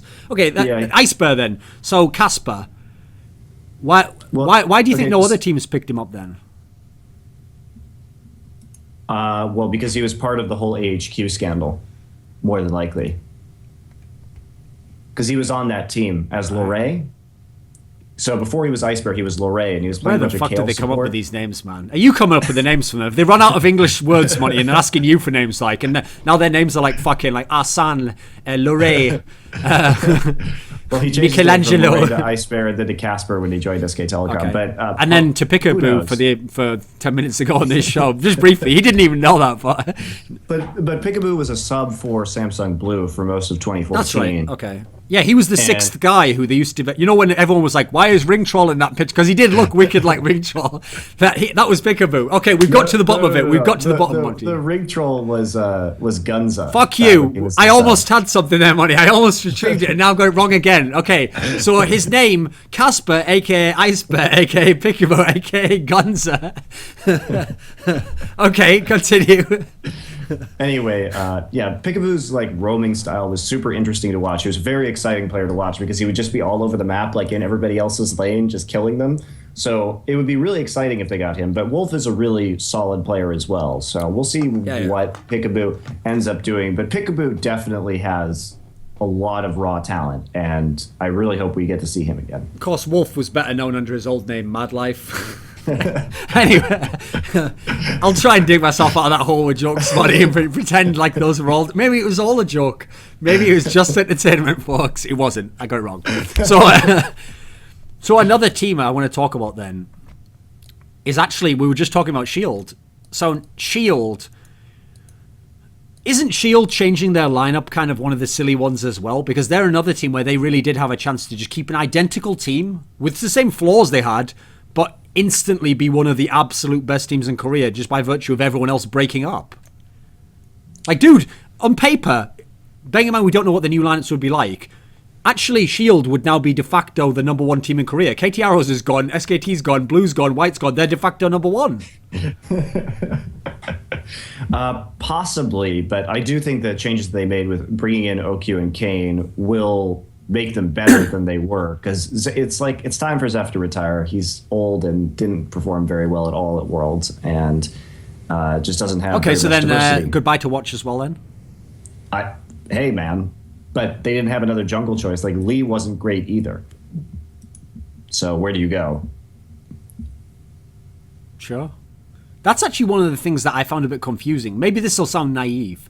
I understand that a lot of these Korean teams didn't want to pay the amount of money that the Chinese teams, partly because, by the way, like we said, some of the Chinese teams are the plaything of billionaire dudes. So obviously they aren't restricted by market value and what a player should actually cost. So it's true, they could offer you way more than even is reasonable, okay? But actually what surprised me was that none of the free agents got retained. And what I mean by that is, I actually would think, like here's an example, okay? Let's say on NaJin that some of these players, like Save and Gung or whatever, maybe they won't go to China. Maybe they would stay for whatever salary you're already paying them. I can get that you won't pay all of the top players, but if I was someone like NaJin, I would go all in and go, right, you know what? I won't pay the rest a ton, but Kakao, tell me what your price is. Like, you name your price, I'll pay you a shit ton, and you can just come and then that'll be the key to make my team the shit, right? But none of them did that, actually. No one was willing to do that. Where they may have to pay their legacy players a lot more money as a result, too. It could end up being much more expensive than just that one contract, right? Because you don't want to disgruntle the rest of the team. Because even if they are contracted, if you know the guy sitting next to you, the new guy is getting paid like 8 times more money than you, they're not going to be too happy, and they're probably not going to try very hard, So I think that with Shield, this is why I wanted to bring them up as a team. Whoa. What? Sorry, I lost your volume there. Okay, anyway, with Shield, the reason why I want to bring them up is because I feel like they're going to be unfairly done by history because of how they're... Same as SK Telecom, do would agree. SK Telecom will only be remembered fondly because they had the 2013 dominance. People will make out like in 2014 they were shit and they were like, oh, they got beaten by Shield, I always knew they were bad. Whereas actually, SK Telecom had these periods where they were, like, especially in the summer season, they were quite competitive, actually. They just had to, unfortunately, face White in the fucking round of 8. You know, like, this isn't their fault. With Shield, I feel like the way they got humiliated by OMG and then losing to Alliance and Cloud9 is going to make people think that they weren't that good. If you had to tell me, what's your sense of what Shield 2014 was like? Very dependent on whether their very small champion pools were powerful at the time. You know, they always were just skimming just enough depth to, like, in a good meta for them, avoid bad picks and bans. And then once they kind of got their shit figured out, they just weren't very diverse as a team. Of course, we always talk about the NaJin Shield Winions, how they kind of just move around the map in very intelligent ways while their super minions break down all your structures. They're just kind of a... Which is like porn for you, right? Yeah, it's fun to watch. They kind of bleed you out slowly, but you're right. They never put up much of a fight when they were behind. Watch was either godly in those 2 days or whatever, those 3 days of the qualifiers, or he was just really below average. So I don't know. Gung and Save, when they have the right champions, man, they are so good. When they don't look too great. At least we answered that famous Latin question, Monte. Who watches The Watchmen? Well, the answer is just Korean fangirls. So, anyway, actually, no, the thing about Shield is, though, the reason why I say I think they've been unfairly done by is Shield, okay, here's the way I define Shield. They were by far the worst of the elite Korean teams, but they were legitimately elite. As in, think of all the best of fives they had. They actually had 3 big best of fives that all went to 5 games. They had the one against KTB where they narrowly won.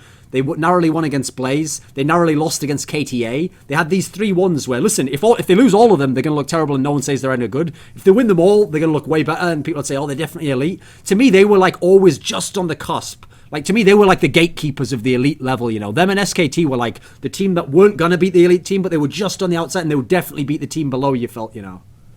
Yeah, I mean, that makes sense. And they did have one good run. I mean, they made the spring finals. They didn't do too well in the finals themselves. They got pretty manhandled by Blue, but at least they made sure that Blaze couldn't make it to the finals. So Thorin couldn't go to Korea and see Blaze. Although then again, he would have just seen Blaze get fucking destroyed by another MVP team. So maybe they saved Thorin in another post-traumatic stress disorder moment in his life where he didn't have to black a whole day out. What happens? Will you be happy if CJ wins now? I'm just curious about your fandom. We can talk That's about the problem. CJ Blaze. No, that's the problem. I legitimately have principles I've thought out, Monty, and if they make sense, then I do hold to them. So unfortunately, a concept I've always stated when people, I actually said this in an AMA I did for Inven actually in Korean, where people asked me like, why are you such a big fan of Flame? And I kind of broke down as a principle, like, yeah, he's my favorite player, but I'm not actually a fan in the way most people are. So for example, I wouldn't want to see Flame have a really awesome game, but where the opponent played badly and they, let's say he'd have had a series where he destroyed SK Telecom in 2014, but SK Telecom had been doing really badly and they'd done a ton of mistakes and they just left open his best champion every time. That actually wouldn't be that satisfying to me, I'd rather see him play a worse champion, but play amazingly himself and lose a series where the other team was playing at an elite level and he really had an awesome. Like to me, it's like it has to be real, it has to be legit for the win to count, So within the context of what you're saying now, I'll actually admit if CJ has Flame top lane now, right? And all these players have left, let's say even Saves left. So it really is wide open for him to be by far the best top laner and potentially to even carry. There's not that many other stars in the league. If he then won this OGN, unless it was in really uber god-like dominant fashion, I wouldn't really feel like, oh, he finally got that OGN and it counts. And this is, it doesn't matter that he lost the spring one. It wouldn't really. I have to admit, it wouldn't. It wouldn't be the same, There would be an asterisk to a degree. Fair enough, but are you even a Blaze fan anymore? No, because now that Blaze is CJ is just coming together as one organization. That's the thing. I've actually never really been a fan of teams in League. Like, actually, I tend to like the players. And so if there's a good combo of players, I might like that team. But then actually, if certain players leave... Like here's the thing. I get that some people are fans of an organization. But as from a personal level, I'll never understand the guy who was like... I'm a huge fan of Sword when Macnoon had left. Because to me, Macnoon was Sword. Like, Macnoon was embodied Sword, and he was the primary reason to want to watch Sword. So when Macnoon leaves, yeah, they have some other factors, but really, if Macnoon had joined another team, let's say KTA had done good when he'd joined it. If I'd have been a Macnoon fan, I'd have then watch KTA and followed them, To me, that's my logic of how I'd have followed it. So no, I've said before on some of the Insight, Monty, that I only joke that Blaze is my favorite team. Actually, Blaze is the team I hate the most in this world.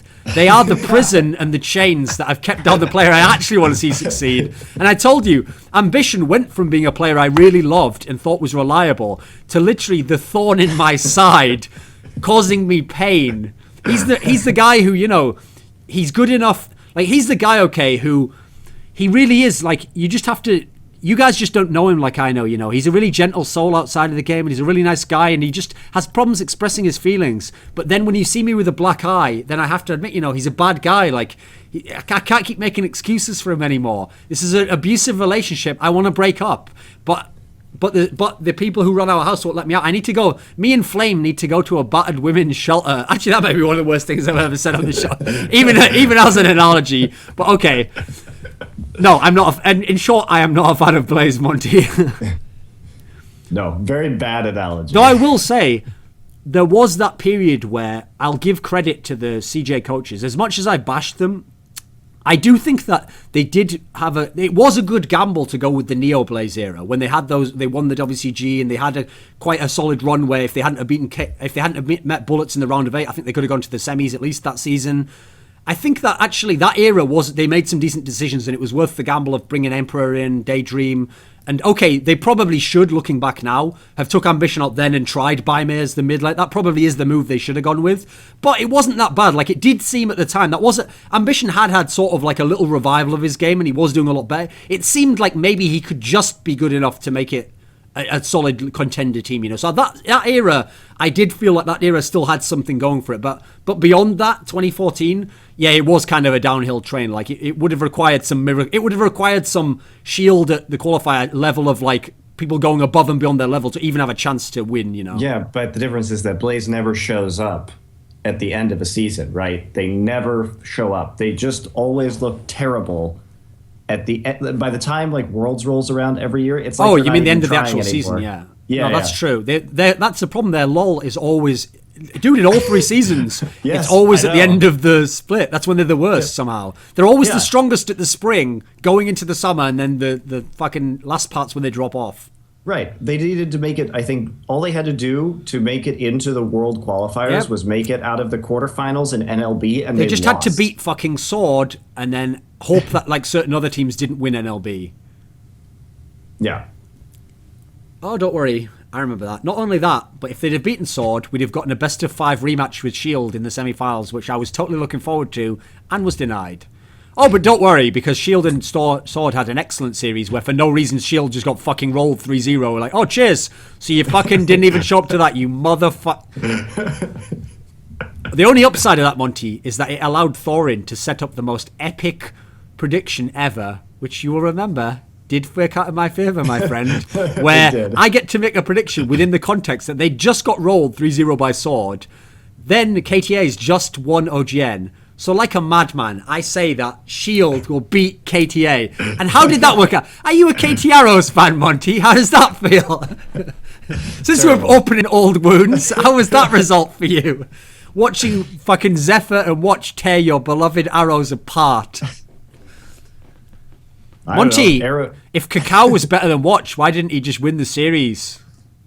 Yeah, Watch played like next level Watch that game, those games. He played better than Cacao during that series. It was impressive. Yeah. And Arrow, he just couldn't match up to the godlike Zephyr. Nope. I'm just trolling you here. I don't buy that shit, obviously, at all. Never for 1 second, even in that series, was Watch better than Cacao. In fact, in that series, Cacao was still really good in that one, I remember. He was good, but Watch played really well, so.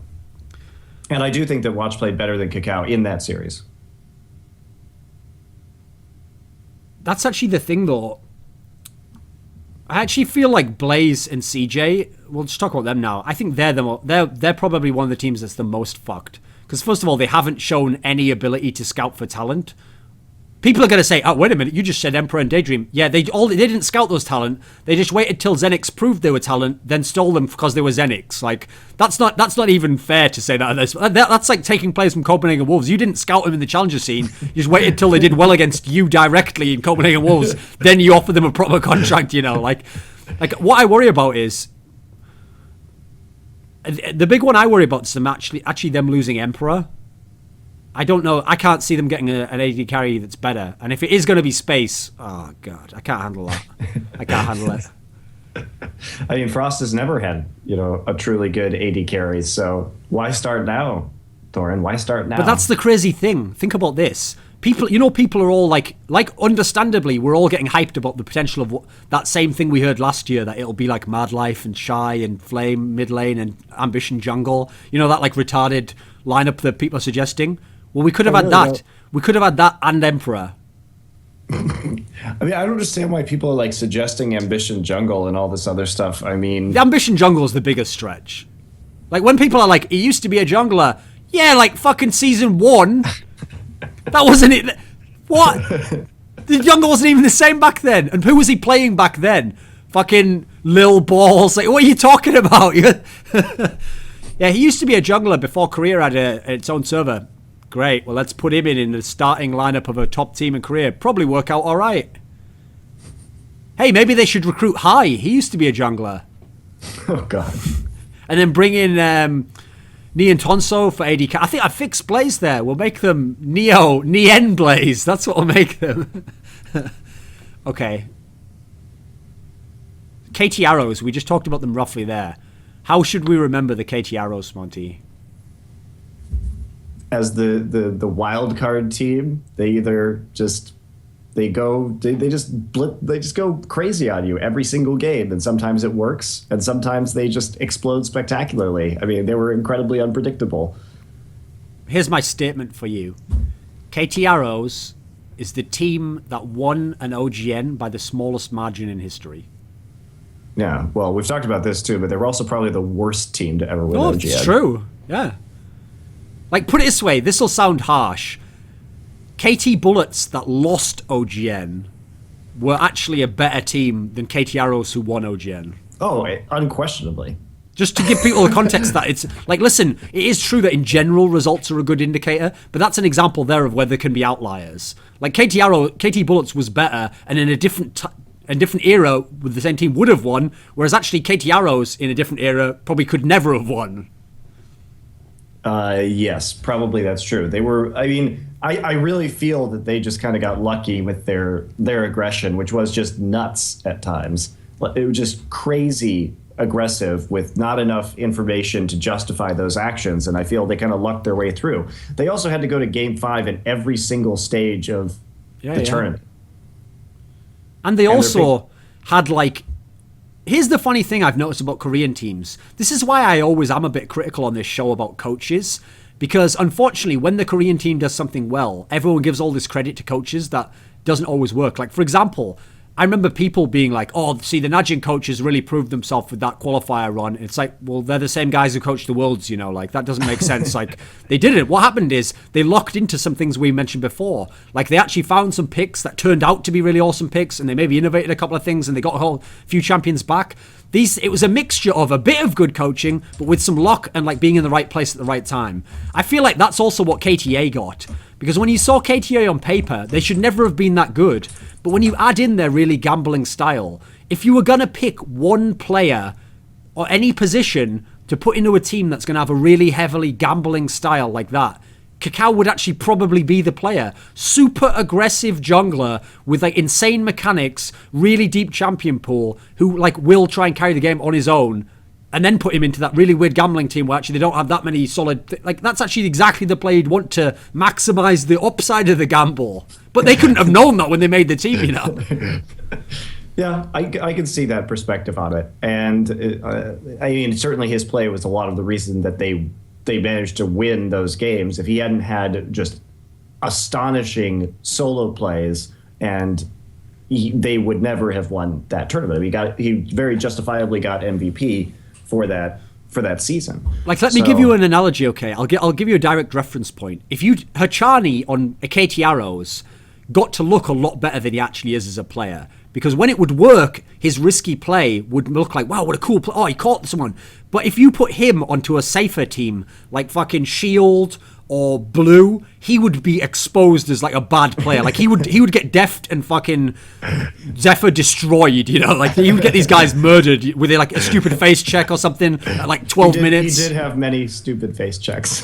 But like that's the ideal team for him to work as well. It's like I always say, you know, I've made this point before when I talk about roster moves, that almost any top level pro can be in the best team, but you have to balance his weaknesses and his strengths against the other members of the team. Like if he has a weakness in this one area, then the team as a whole style either has to play so that isn't a factor, or you have to have like if he's a support player, you have to have an AD carry that covers that. For example, maybe a really aggressive guy who goes in with him and it's not that big a problem to face check at something, you know.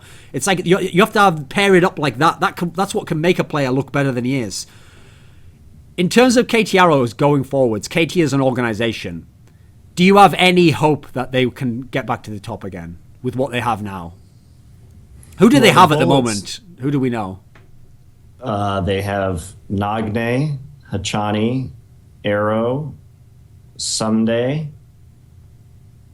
I'm not sure how many of the older Bullets players have stayed, as it were. I think none. So they have Destiny, that new support player. Destiny is the new... I guess they have Prime, Score. They have Score still? Yeah, they have Score still. Limit left already. Okay then, Monte, let's see. If they were to put... I just gave that reference point there. If I'd have known that, I wouldn't even have used it. If you just took Hachani and put him with Score, I'm pretty sure Score's life is ruined at that point. Like, he's never getting through laning phase, right? Yeah, that's not a good pairing. What happened... What team did Leopard, a.k.a. Duke, go to? He's still on NaJin. See, if Save actually leaves, I feel like this is his era. Yeah, Duke is his really time. good. This is his time to really step forward as like a really good player. The weird thing about the top lane situation right now is CJ and NaJin have all the good top laners right now. So I don't see why some of these players wouldn't leave and go to other teams. Well, I mean, just think of some of the teams out there. If you're Leopard or Shy, so I'm talking about the guys who we'd probably pick as the second best of the two, or at least the ones that you'd be less likely to gamble on. If I was them, I'd just go to like Samsung and be like, just pay me like a good salary, and why don't I just play for you and be your new star top laner, you know? Make the team around me.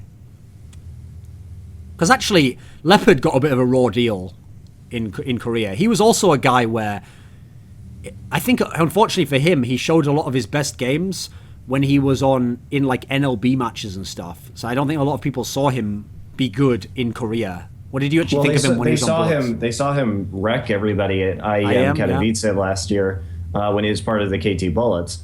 But on NaJin's Sword, yeah, he did have some really good games towards the end of the season when NaJin's Sword was looking stronger and stronger. So, what about?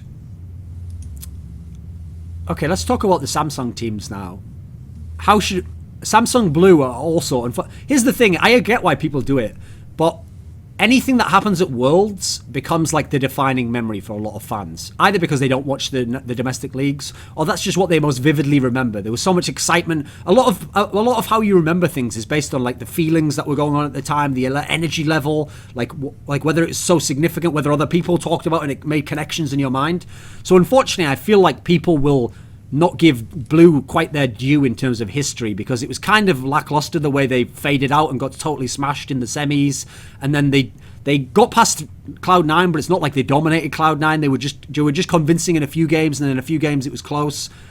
I feel like people will look back and they'll think, well, they lost to Arrows. So really, people will think, well, they won one season of champions, and then that was it. How do you think of Blue historically?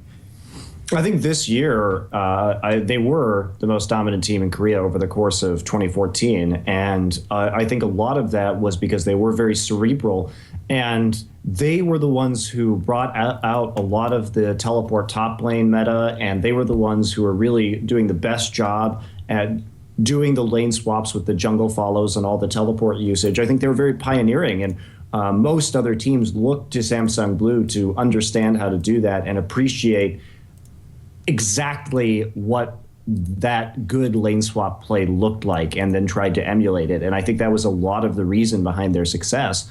They didn't have the strongest laning phase in traditional lane setups, but I think the meta was really, really good for them in that way. And they were incredibly innovative as a result.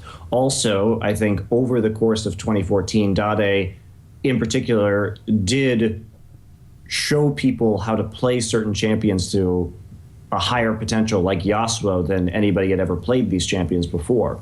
So he was kind of on the bleeding edge of certain champion pickups as well. So yeah, I think Blue was just a very solid team, and they won based on being ahead of the curve a lot of the time of the meta. And as soon as they didn't have that much innovation left when Worlds rolled around, and everybody else had kind of caught up to them, then some of their problems, like these weak traditional lanes, started to emerge. I even think a factor you made there applies beyond just even Dade.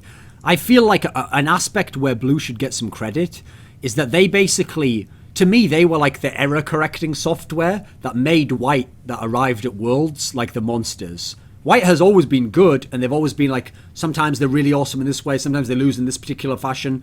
It's like everything that Blue did over 2014 was like, it's like they were preparing, they were like the Apollo Creed training the Rocky that is like White to be the best by the time they got to Worlds, because to overcome Blue, they had to get better in all these areas. They had to tighten up their mid-game a little bit. They couldn't just fuck around all the time. Crucially, tons of picks came from Blue over to White continually. Think of how many times Blue would have a pick first, and White would just do it, sometimes not even quite as well, but then just make it effective. It's like they were really leading the way, and so as a result, their sister team, you could see them benefiting from it.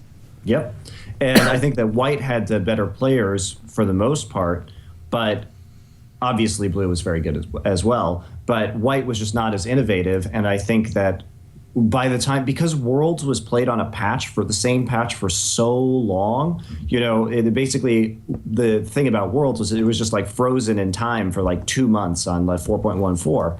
And so as a result, I think that once White and some of the other teams got the meta down and Blue wasn't able to be as continually innovative, then that was where White really was able to take over.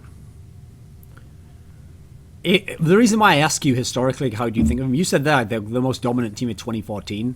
If you actually add up all that they accomplished, it's pretty crazy. Like, they made finals back to back. For anyone who doesn't know, that has only happened, at SK Telecom did Only it. 4 teams in history have done it. Blaze didn't do it, actually. No, Frost did it. Frost Three did it. teams have done it. Frost did it and won 1 and lost 1. SK Telecom won 2. Blue did it and won 1, lost 1. They lost the second one by the smallest margin anyone's ever lost one by. So they were like the closest to winning 2 as well as SK Telecom. And then, so they made 2 finals, won a title, and then they made the semi-finals of Worlds and only lost to the team who might be one of the most dominant ever. If you actually look at the totality, I really think that you have to, to me, Samsung Blue is a top 5 team of all time in League of Legends. Yes. How can they not be with that credentials, and the innovation as well, adding all this stuff in? And in winter, too, crucially, they lost in the quarterfinals, but they lost to SK Telecom, who was going on that undefeated hot streak at the time. So had they not lost there, perhaps they could have gone, obviously, they could have gone further. That was when they had Pawn, though, and before Dade came in. Yes, that was before that. But no, Also, they won Masters. That amazing tournament. So It was a good tournament. it wasn't really, dude. The biggest problem with that tournament was, when we look back now, there was never any way Samsung wasn't gonna win it because they had blue and white. Whereas the big problem was SK Telecom T1 was a good team, but they had fucking S weighing them down, so they had to basically win everything on their own. They had to win, then hope they won the Masters match as well, just using the SK Telecom lineup. Then on top of that, Blaze and Frost were like a little bit too mediocre, and then unfortunately Sword really hadn't gotten their shit together at the time, so it was just Shield. So unfortunately all the other strong teams, and then KT had Bullets, so yeah. Unfortunately there wasn't a good enough other organisation that could really have challenged them, in the Masters tournament because of the format. So I think that Blue, we shouldn't be too harsh on them just because of how it ended. They were an amazing team, and think of it this way as well. The only times in the whole year that Blue lost, aside from that one game to like fucking IEM, was to amazing teams. You could, if you beat Blue in a best of 5, you played godlike League of Legends basically. It only happened twice in the whole year. So that alone is very, very impressive stuff. What about White? Because the crazy thing is, it's going to go the other way with White, Monte, which is that because they just dominantly won Worlds, people are now going to think, oh, they were the greatest team ever and they would have smashed every other season and they would have done this, that. How do you think of White? I mean, they probably are the greatest team ever. Even though they didn't make as many finals or win as many finals as other teams, they did make two finals. They won 1 and lost 1 in Champions. They were always top 3. For the last 5 seasons, they've been top 3. So that's pretty impressive in and of itself. But they were victims of their own hubris a lot of the time, and the way they did picks and bans was very cocky, and the way they played the games a lot of the time was very, very cocky, and they were very good at throwing leads if they had them because they had those very good early game players, but sometimes they lacked focus in the late game, and we saw that at Worlds as well, where they don't seem to care sometimes, and that allows their opponents to make a comeback. They weren't as crisp or as tight. And White was innovative, I think, in the vision game, in the way that Dandy and Mata controlled the vision, but they weren't so innovative in terms of the lane swaps. Blue really led the charge on that one. I think White benefited greatly from learning from them. So, yeah, I do think, though, probably if we're talking about to date, the best team of all time, now that White has won Worlds, given their just insane record of top 3 finishes, that probably I would consider them above SK Telecom T1 K as the greatest team of all time to date. Okay, I disagree, but then my main first criteria would be that's because SK Telecom's lineup did it with all the same 5 players, whereas you're making player changes once you go from your results. That's pretty significant.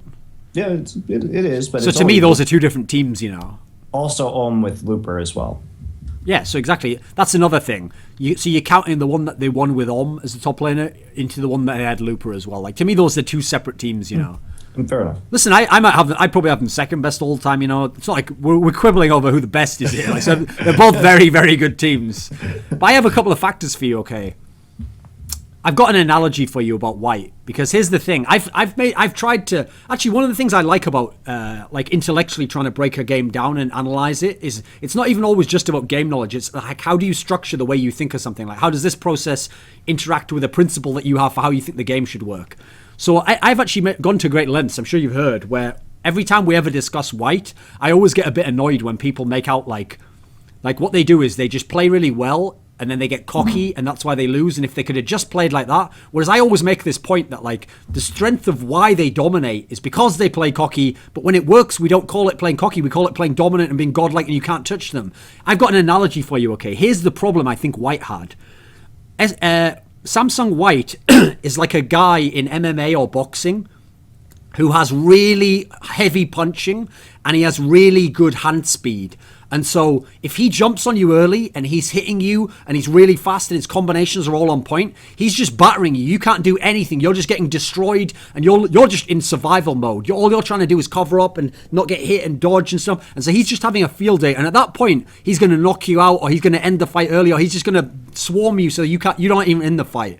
But imagine this guy who has those skills at the same time actually has a weak chin himself. He can't take much of a punch. So when he's battering you and when you're in the pocket taking those shots, if you're able to like keep your composure enough that you can wildly swing a shot yourself and connect, it'll actually like shock him. Like he can't handle these shots, you know. Either it'll put him out or he'll just be shaken and it'll throw him off a bit and he'll be scrambling, and then that's when you can potentially beat him. You still might not do it because he still has incredible power, and if he hits you again, maybe he knocks you out, but you can hit him. Whereas actually there are some teams where we think of Blue, for example. Blue is like the Rocky team. They can just take infinite amounts of shots and at the end they're still standing to win the fight, you know. Either you tire out or they find their opening eventually, you know. They're doing like the Muhammad Ali rope-a-dope versus Foreman. Like this is like another style, whereas the problem for White wasn't that like, it's not that they could have just figured out a way not to be cocky. It's like, to me, they just never were a team to play from behind in that sense, or to play they never were the team to get the small edge and just like,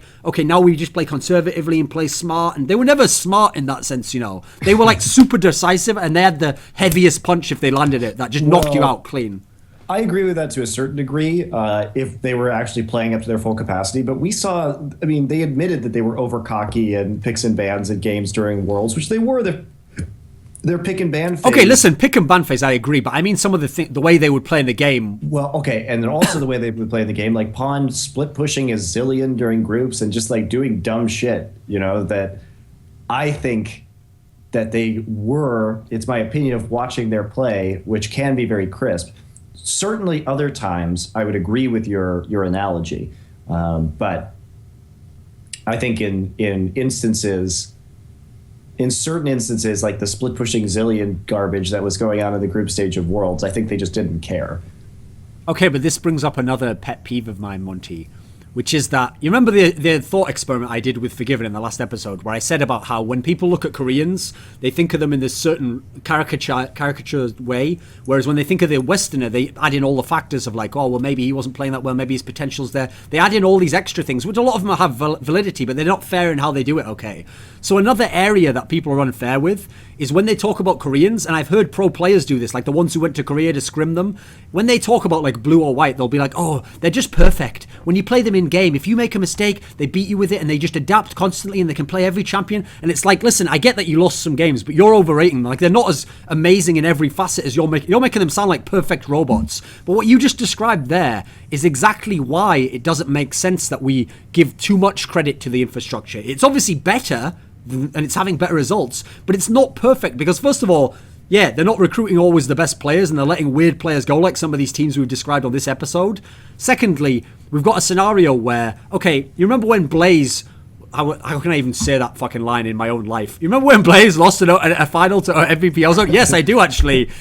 Good times. Anyway, my point I was going to make was, one of the reasons why is Helios recently did that True LOL show, and I believe he mentioned something along the lines of like, one of the problems, or maybe it was Lost Boy, they mentioned that one of the problems that Blaze had was the idea that Blaze would just be destroying everyone in scrims, and so they would actually think to themselves, it doesn't even matter if we let them have that champion. We kill them in every scrim, let them have it, and we'll play whatever we want, and then they would lose in the game, but to a champion that to anyone was an obvious like strong pick for the opponent. And so the the observer would say, well, that was stupid. You didn't prepare. Why didn't you ban it? But the idea was they were so confident they thought, well, it doesn't matter.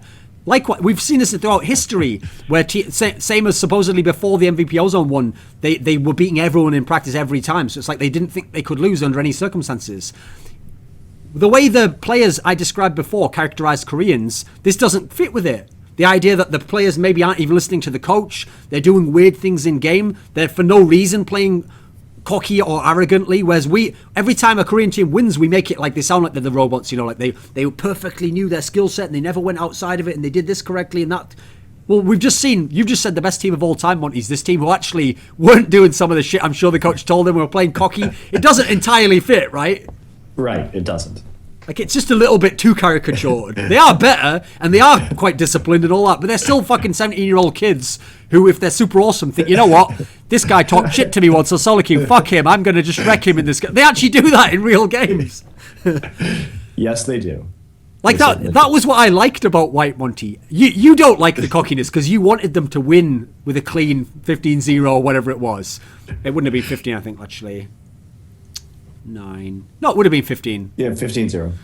I didn't want them to win, Monty, because I like the idea that Pawn actually thought to himself, like, this guy fucked with me once. I'm going to ruin his whole life on the biggest stage of his career. Like, I love that. That's the sort of BM that I love. Like, in a movie, well, I always describe it like this. I want League of Legends to be like an anime. So when stuff happens, I want people to just, like, the way they overreact and they're like, what? How could you? And then they just hate each other forever and stuff. I want it to be like that level of hype and emotion. That's why I love the fucking OGN trash talk segments before the big series. Those are hilarious. Because they're so caricatured. No real person really thinks like that. None of them really think like, Faker isn't really like, Pawn is a good player, but I will destroy him and expose him as an inferior. Like, he doesn't really think that. He sort of a little bit does, but he's playing up this extreme caricature of himself. But I love to imagine that that's real, though. I mean, in Imp's case, he's the one guy who actually believes he actually was just being himself there. He wasn't even playing. He just is evil. He's like, well, I describe him as he's like chaotic neutral or whatever that phrase is, because he's not truly evil, but he sort of is in his own way. Like, so I have a question for you. Have you ever considered becoming a fan of, World Wrestling Entertainment or whatever, WWE? Because it's got all those storylines and stuff. Yeah, but the problem is I think you really just want professional wrestling. But they don't have the actual sport to go along with it, though, Monty. That's their problem. I want that framework over a real sport. Like, I'll give you a story. Here's a cool story for you here. It's one of my favorite anecdotes in history, okay? It's from Brood War. And a factor that they used to have in Brood War that I think Korea really missed a trick by not bringing into OGN, because it wasn't an OGN thing. Okay, in Brood War, think of how OGN is now, where you had OGN champions season after season after season. Well, in Korean Brood War, crucially, you had two leagues. You had OSL, which was made by OGN, which was like OGN Champions is, but in StarCraft Brood War. But then you also had this other league, MSL, which was by NBC Game, a different TV channel. And the idea was these two leagues would run almost in parallel. I think they were like 1 week out from each other. And the idea was, if you were a really awesome player, you might be in like the semifinals of both at the same time, and it added a new wrinkle of like, well, I beat that guy in the quarterfinals here, but now he's going to play me here. And one key thing that they did in the MSL, not the on GameNet one, they used to have a factor where when they had that ceremony, in OSLs, they would in OGN now, when you do the group stage ceremony where you go and pick the ball out, it's just random. You don't actually get a choice. And even if Kakao says he wants to beat SK Telecom, if like NaJin Shield comes out of that ball, it doesn't matter what he says. The storyline's dead, right? You actually have to hope that Well, in the MSL system, what they used to do was they would take the seedings based on last season's results. So the guy who finished first would be the last pick, and he got the best pick of all. And they would actually pick the group stages once it got to the round of... I think it was around a 32. They would pick the group stage, and it might be the round of 16 actually. They would allow picking based on who finished before. So the number one pick could essentially like pick some of the people in his group, and it would go like that. And so it actually allowed real trash talk where you could actually say, and this did happen, there were seasons where the champion, you'd think the champion would always just make himself the easiest group, right? No, there were certain seasons where the champion would purposely pick a guy who was like an old rival of his who's like in a slump, and he'd be like, I'm going to destroy you in this group. And that would be the trash talk, like, I'm going to like expose you in this group now, and he'd put him in. And so the level of hype built around it was super awesome to watch. Well, It's happened in GOM TV too. They've run that in StarCraft 2 also, and that's why there have been crazy groups of deaths sometimes in StarCraft they 2. had it as well, actually, yeah. Yeah, and the trash talk was hilarious because basically, there was one time in GOM where, it was, it was Flash, Life, Parting. I think all these Innovation. guys ended up. Yeah, Innovation. I think that was the group. I'm pretty sure. Well, it was. That was the right one. Group. Yeah. And it was because all of these top players just kept picking all of the other best players into their group just because it was like an ego thing where they're like, well, you picked me, so I'm going to pick this other top player and we're all just going to be in here together. Only 2 of us are leaving.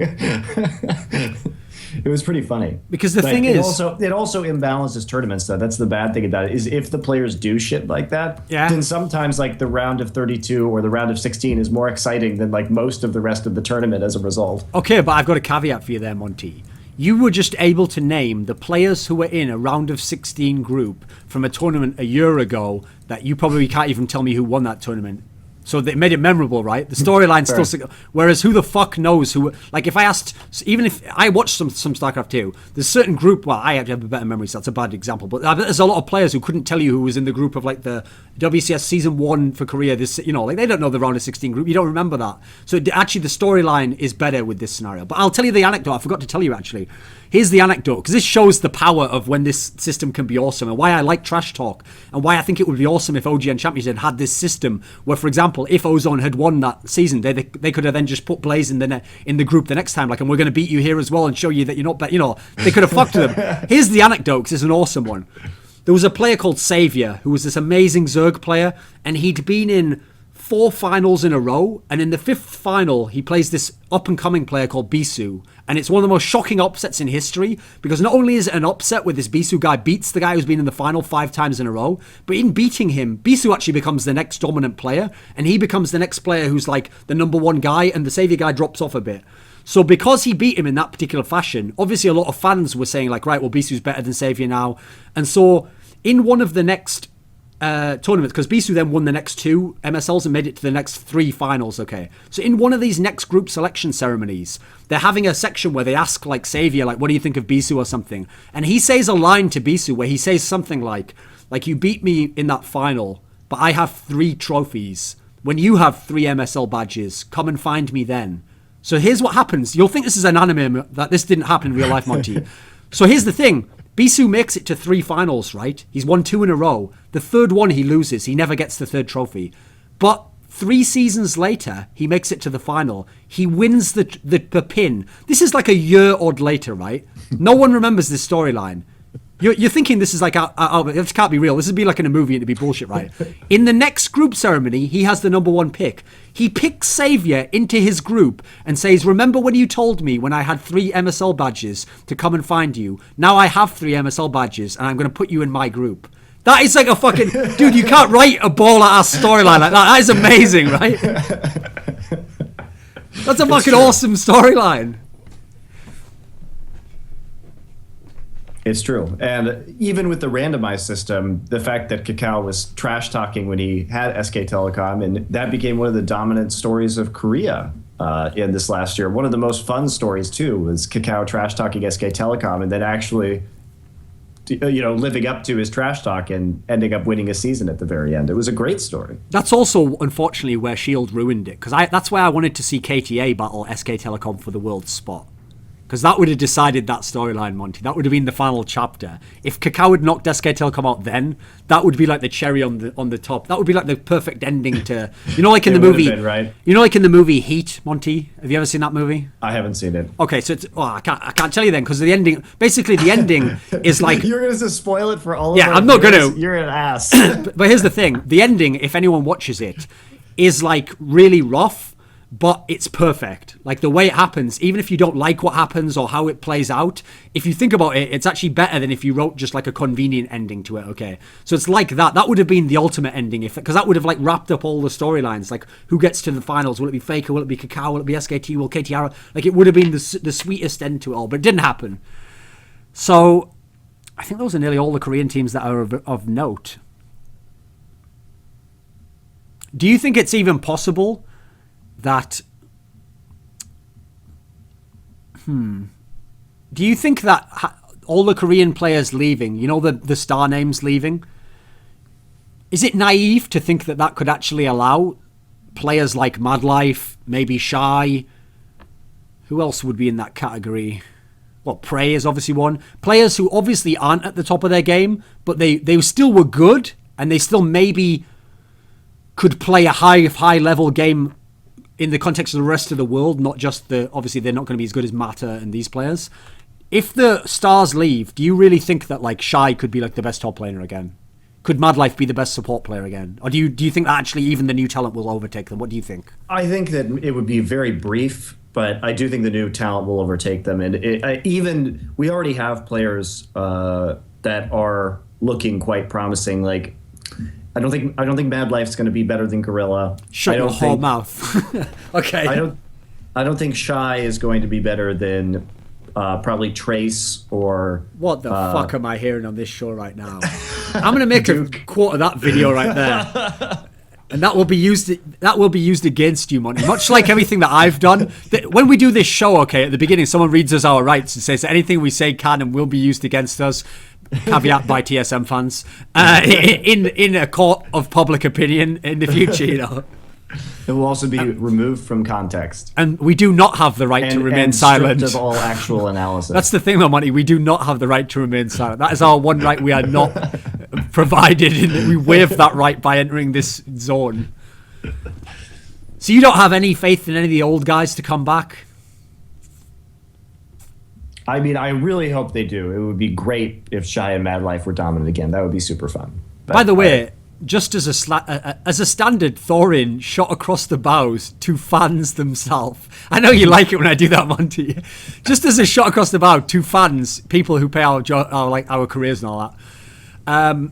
Fuck you if you actually say that NaJin Tonso is going to be really awesome at AD carry and what potentially has, based on the fact he was a good AD carry sort of like 2.5 years ago, and yet people who will then be like, of course, Madlife could never be good again. Like, shut up, shut up. I don't allow you to have those two opinions at the same time. That is bullshit. That is actually ridiculous that you can hold those two opinions at the same time. You pick one or the other. Pick one. If you want it to be one way, okay, you got to give the Madlife credit as well. You can't go both. You can't go either direction. That's bullshit. I like how you just invent these people with internal conflicts and then attack them. You just broke the fourth wall. Like you're showing people behind the curtain here. Like, do not pay no attention to the man behind the curtain. These are all my real opinions, Monte. What are you talking about? Oh boy, Monte. Just to pick you up. Just to be fair, as long as there's proper justification for that opinion, it's fine. But whatever.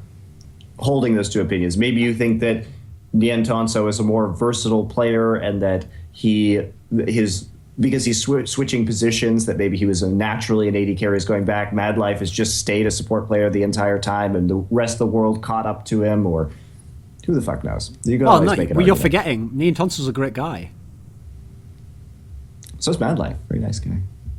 No, but Madlife barely speaks English. Oh, I'm sorry. Also, Madlife wasn't born in America, so I don't like him. I'm just trolling you so hard right now. I don't know if you don't like him so much as you just don't care about him. But I mean, that's the baffling thing. No, it's true. I don't care. I haven't even seen any vlogs from him. That is the baffling thing to me about fandom in League of Legends is that people. I'm trying to think of another sport where people would rather watch like the local games rather than the best games, or the best games get lower viewership than the local games. I'm trying to think of one. Like, I'm being serious here. Almost every sport, even that has a strong local scene.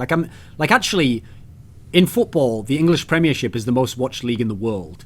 Even when, like, obviously in Italy and Spain, they have awesome leagues of their own, you know, that have their own unique flavour to them, but it's still the most, because the difference is, people watch the local league. It's not like they don't watch the NA, LCS or whatever, but they definitely watch the other as well, you know. It's like they watch both, because the idea is you have to watch that one, you know. You can watch the other one, it's optional, which is how I think it should be in League, you know. Listen, watch NA, LCS if you want, but the idea that you say you watch NA, LCS and you're like, I love League of Legends, it's so good, and it's like, well, if you don't watch OGN, I think that you just like NALCS players. That's what you really love. You don't really love League as much as a game, because if you love League as a game, it's almost impossible not to fall in love with like Samsung Blues play over the last 2 splits. It's just fucking amazing. Or to see the battle, even SK Telecom when they dropped off, to see them try and battle and win against White when you know it's impossible, but they sort of can almost do it. And the struggle itself is like fucking Shakespearean drama at that point. It's like awesome to watch. It delivers on every level, except that Faker wasn't born in Nebraska and doesn't do vlogs. That's if that really brings it down for you. I'm not sure we're appreciating it on the same level here, guys. I totally agree. I think it's very strange. I got just for the sake of my, sometimes Monte, I do things for my own amusement. Well, really, do you, Thorin? Do you say things and do things for your own amusement on a talk show where you'll be judged universally? Yes, I do actually, viewer who didn't exist. So just for my own amusement, I'd just like to ask you, Monte, and just see your reaction. And you might not say anything because you're a professional, but I can break your poker face. I've done it before and I'll do it again. What did you think when you made that list? Someone asked you to make a list of the top 10 players of all time by like most influential, most dominant, just the best player, And then you made your list and it was like, listen, most people couldn't argue with the list. It's just where they would have a certain player. Would they have Diamond Prox higher? Would they have Dundee lower? Would they have Faker higher? Would they have the Mad Life higher? All they'd argue about is the number. But someone that made a comment and they asked you why you didn't have Bjergsen on there. They did? What do you think of that, Monte? Why didn't you have Bjergsen on there? Well, because the list criteria was like innovation, kind of like legacy, and so those are the players I picked. But I mean, Bjergsen has won one season of NALCS. Yeah, but he won a game off the best team of all time. He's never been top 5 in the world at his position at any time whatsoever. Monte, he won a game off the best team of all time. Froggen didn't win one. Oh God. So I've actually become like an avatar of everything I hate on this show. I don't know why. Why are you trolling me like this? I mean, certainly Bjergsen's a very good player, but he's never been a top 5 player of his position. Whereas all the other players I listed have probably at one point or another been considered the best player at their position. See, what I like there is you actually did try to be a professional and really break that down as though it was a real question deserving of a real answer and give actual reasons. Whereas my reaction obviously would be, well, first of all, I'd have to throw in a standard Thorin filler statement while I came up with it. So I'd probably say, are you having a laugh, mate? He's not even that good. He's never even been the best Western. How could he be on there? Are you fucking retarded or something? And then I'd go into some reasons. But the problem is that they'd already tuned out at that point. They'd already started making the Reddit thread, the tweets. The petition was already on whitehouse.gov or whatever that site. If someone actually made one on there once, that I should be removed from On Gamers. As though if it got to 20,000 votes, Obama himself would step in. I'm gonna have to remove this guy. This just isn't acceptable. In the modern age, with ISIS and all I've got to deal with, I've got to get rid of this guy. I've got a question for you though, Monte. I'm not a divisive sort of guy, but when you made your top 10 players of all time list, I couldn't help but notice that no one from North America made a list. God. How did you feel about Flame not being on there? Fuck you. He definitely should have been on there. First of all, Monte, 0 top laners on the list. Mm-hmm. Yeah? Oh, so there's just never been a good top laner who's the greatest of all time. Oh, why is that, Monte? Are they all just inferior players? Hey, what is it? It's almost like someone broke the game, so they couldn't be good enough, right? I debated that, but I felt that all of the top laners just didn't have as many accomplishments to back it up. Right, let me pull this fucking list up now. I'm gonna have to see who else is on the list so I can debate this. Let me see. Am I making you mad with my AMA? No, because I actually think there's a valid debate we can have about this if I see who else is on the list. It was a good question. Let me see. Right. Okay, so your list was Faker, Mata, Dandy, Weizhou, Madlife. Fuck, it just went off there. Diamond Prox, Dade, Cacao, Imp, Froggen. Okay, here we go. You ready, Monte? You ready for my first one? Yep. Flame should definitely be on there over Cacao and Froggen. I can see that. Think about this. Cacao won OGN. Congrats. He actually, by the way, has one of the better records. He's made the semis a lot of times. He's made 2 finals now. That's all great. That's all great. But outside of that, that's basically all he has. Now listen, individual player, yeah, that's great, awesome. He wasn't particularly an innovator in the jungle. He didn't innovate at all, pretty much. He just played champions that were OP and was the best on them. True? What did Kakao innovate? I think his individual plays have been innovative in terms of what he can get away with, but he wasn't like Diamond Prox that really defined jungle meta and changed things. Or and Dandy did that as well. Like, I've made this case before, but there's basically... Also, Kakao never went to Worlds, same as Flame, so you can't have that over him. Yep. There's only 2 knocks that Flame has against him is in his entire career, okay? He didn't win OGN and he never went to Worlds. Now, the Worlds one, I'll give you credit, you probably should do, but you don't have to necessarily. Like, if Faker, for some reason, had never gone to Worlds, he would still be the best player of all time. Anyone who thinks that's incorrect, I'm sorry, you're not analysing the game correctly. Am I wrong there? If Faker had an identical record but just hadn't been to that one Worlds... So he still won 2 OGNs. He was still the dominant force. He still has like a 70% win rate in his fucking career or some shit. He has an insane record on Orianna. All these champions he brought out. He wouldn't be the best ever. I think it would be closer at that point. It would be really hard to say that Monte wasn't better at that point, I think. But he'd still be top 2 though. Yeah, he still would be top 2. Okay, so Worlds alone isn't enough if you've got everything else. That's my point I'm making. So the only 2 things he doesn't have is OGN, which he came close to. He made the final. He's made the semis a whole bunch of times. I think Kakao is questionable. I'd say that's a borderline one. You can make the case there either way for Flame or Kakao. I don't think the Froggen one you can really do, though, because unfortunately Froggen, lower level of competition, has actually won very little. He's only made 2 Worlds, and one was season 2. He made NaJin final, though, too, and nearly won that. So. Yeah, but come on, man.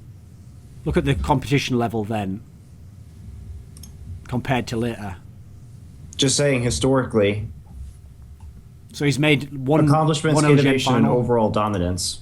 So, I mean, at the time, he was rather dominant. Okay, so dominance. Let's talk about dominance.